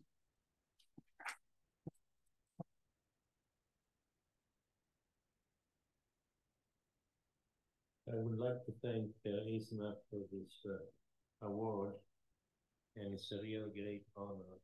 Unfortunately, I cannot be there in person because of family reasons. I will give you an overview of the research I've carried out since arriving in the United States. I spent about 25 years at Telephone Laboratories and then moved to Harvard University, where I've been almost 20 years. So there's been an overarching theme in my research, and that is the design of new materials, and materials that do not exist in nature. I like to call these designer materials, and I'll give you a short overview of how I use them to create new lasers, but also a new kind of optics that has led to the development of the flat lenses. When I arrived at Bell Labs, I was very excited to learn that a colleague of mine, Orazio, had actually invented a technique to grow artificial materials layer by layer, down to the thickness of one atomic layer, as you can see in this picture here. And that I found very exciting, because I sort of saw very quickly that you could create an entirely new combination of these sandwiches of different materials, and therefore modify the electronic and optical properties of these materials. This shows a commercial machine, and the process is exactly as depicted here. You have molecular beams that enable the growth of this layer by layer structure. And this in fact is a micrograph, a cross section of some of these layers. Each layer here varies in thickness, from a nanometer or less than a nanometer to maybe 10, 20 nanometer in thickness. We alternate two different materials, the materials in gray and the materials in white. And the key thing is when the thicknesses are so small, the electron motion is actually quantized in these thin layers perpendicular to the layers. And that really is a big factor in creating these man-made electronic and optical properties. In fact, here on the right, you see a cross-section of another combination of layers, and you can see literally here, the resolution is so high, we can see the individual atoms here, and you can see how abruptly the phase is. This led us to the invention of a new laser, which I called the quantum cascade laser back in 1994. And basically, it's very simple. By engineering this ultra-thin layer to create basically these are energy wells. Okay, the layer, you can see here these red lines represents the energy level of the electron in these layers. So as you inject them by applying a voltage to your sample, what happens is the electron cascade down the sequence of layers and create a photon per stage. This is all designed using the laws of quantum mechanics, and this laser has now found a large number of applications, and you can ask now why. First of all, the key difference of these lasers compared to other lasers is that the wavelength can be controlled, the wavelength of the laser, by changing the layer thickness. So you have a material which is composed by the alternation of many layers of two different materials. Now, by just changing the layer thickness, you can change the wavelength of the photons that come out of this laser, simply because by changing the thickness, you change the distance between these energy levels marked in red. So that means that when an electron jumps from one level to the other, it emits a photon of this energy here, this yellow arrow, and you can change this artificially. So in fact, these lasers now cover essentially the majority of the range of invisible light, which is called the mid-infrared, which varies from a wavelength of a few micron up to 20, 25 micron. This wavelength region is important because most molecules, they emit and absorb light in the infrared spectrum. So this is called often the molecular fingerprint. And the applications of these areas, of this spectral region, are numerous. The quality control of chemical processes, the detection of explosive and hazardous gases, medical application. I'm going to show you one application of some significance in the area of atmospheric chemistry and climate science. So my colleague Steve Wofsy at Harvard has flown quantum cascade laser in a high altitude plane from basically down near the South Pole to the North Pole. And basically this plane, as it travels north, also goes up and down and measures, has been able to measure using a quantum cascade laser-based sensor, key gases that are important in determining climate change and atmospheric chemistry, in particular carbon dioxide, methane, N2O, and other gases. And the key point is the precision with these gases were measured. So literally, here you see to the left, for example, the altitude profile of some of these key gases here, and they measure them with a precision better than 1 part per billion. This is the level of concentration, and this is the precision of the measurement. Why are these studies important? Because they have provided new information about the emission of greenhouse gases into the atmosphere, which is critical for predicting climate change. I'm now going to switch gears. And about 10 years ago, I saw another opportunity of using nanotechnology to do some interesting material fabrication that then could be turned into something useful. Now, you all know that the majority of lenses are curved, and basically the rays converge to a region which is called the focal point. But if we look carefully at this focal region in conventional lenses, it is blurred because not all the rays converge precisely in the same point. So I had some ideas that if I could make a flat lens using nanostructure material, using nanotechnology, basically I could make a flat lens that could be able to solve this problem of a blurred focus. And this lens was called the meta lens. These nanostructure materials which we can control light on the surface are basically metamaterials. And this cover of Science shows actually an artist's rendition of the surface of our lens. All these are nanoscale elements made of a material called titanium dioxide, which is transparent in the visible, and they are arranged in such a way that though this is not curved, light can be focused in one spot.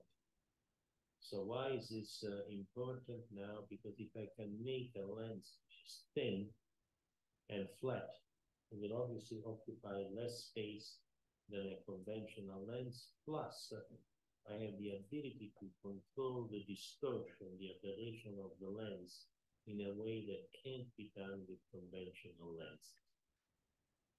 This shows a picture of the fabricated lens with all these tiny meta-atoms. So this shows the visually sort of the power of nanotechnology.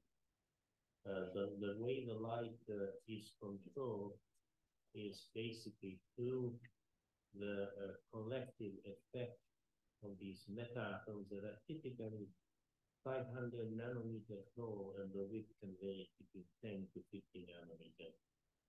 This shows the focal spot of our meta lens, then for lenses designed to operate at 3 different colors, and we compare them to a state-of-the-art objective commercially available, and you can see actually the spot quality, the focus is actually better because we can control in a better way the aberrations, the distortion of light in the focal region.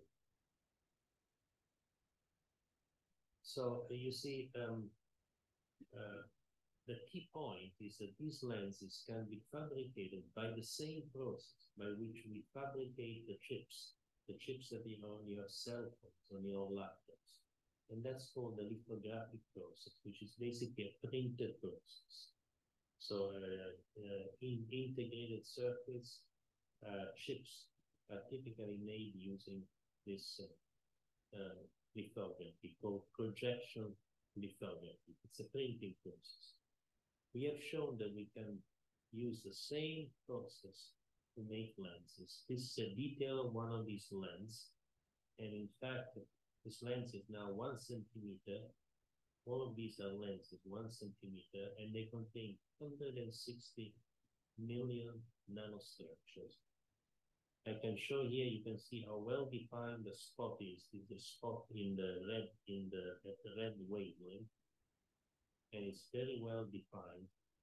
And so this was an important stepping stone to show that we could fabricate optical elements as we fabricate chips.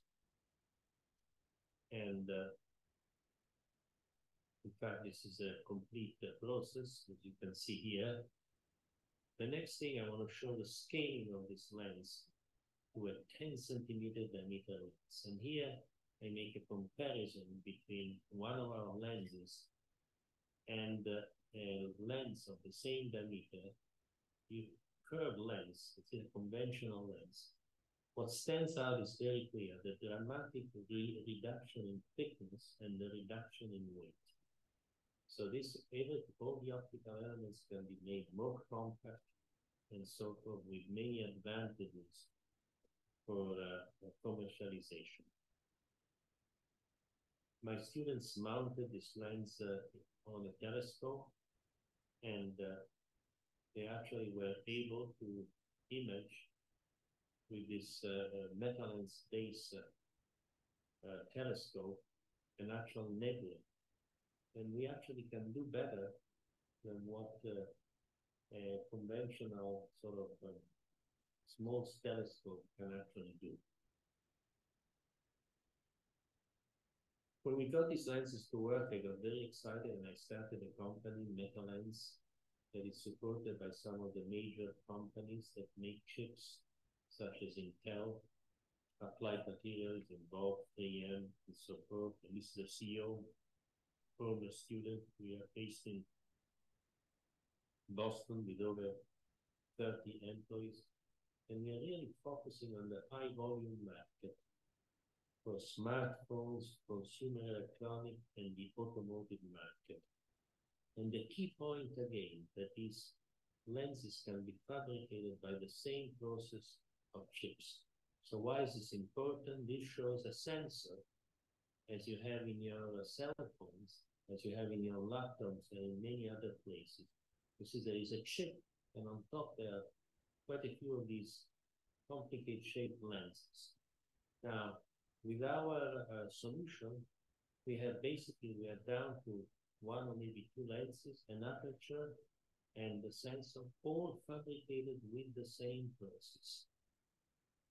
And the advantage is you can get, for example, high intensity uniformity up to the edge, as you can see here, of the sensor, whereas in conventional sensor, the light fades on you. What are the implications? I don't say only for the future, but for the present. Well, recently, MetaLens announced a partnership with UMC, which is one of the largest semiconductor chip founders, for the high volume manufacturing of lenses using commercial semiconductor processing platform.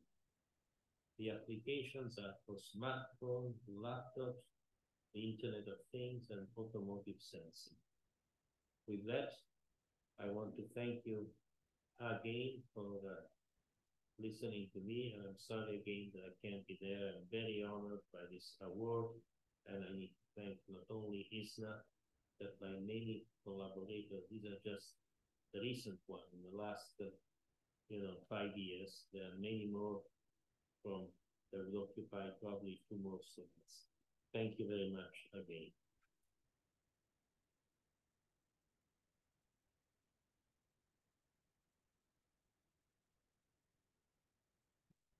This brings our event to its conclusion tonight. I want to thank everybody for participating. It has been a great day. Thanks again to the embassy for hosting this. And I invite everybody to remain around, the winners and the finalists, for the pictures with the sponsor and with the ISSNAF leadership. Thank you.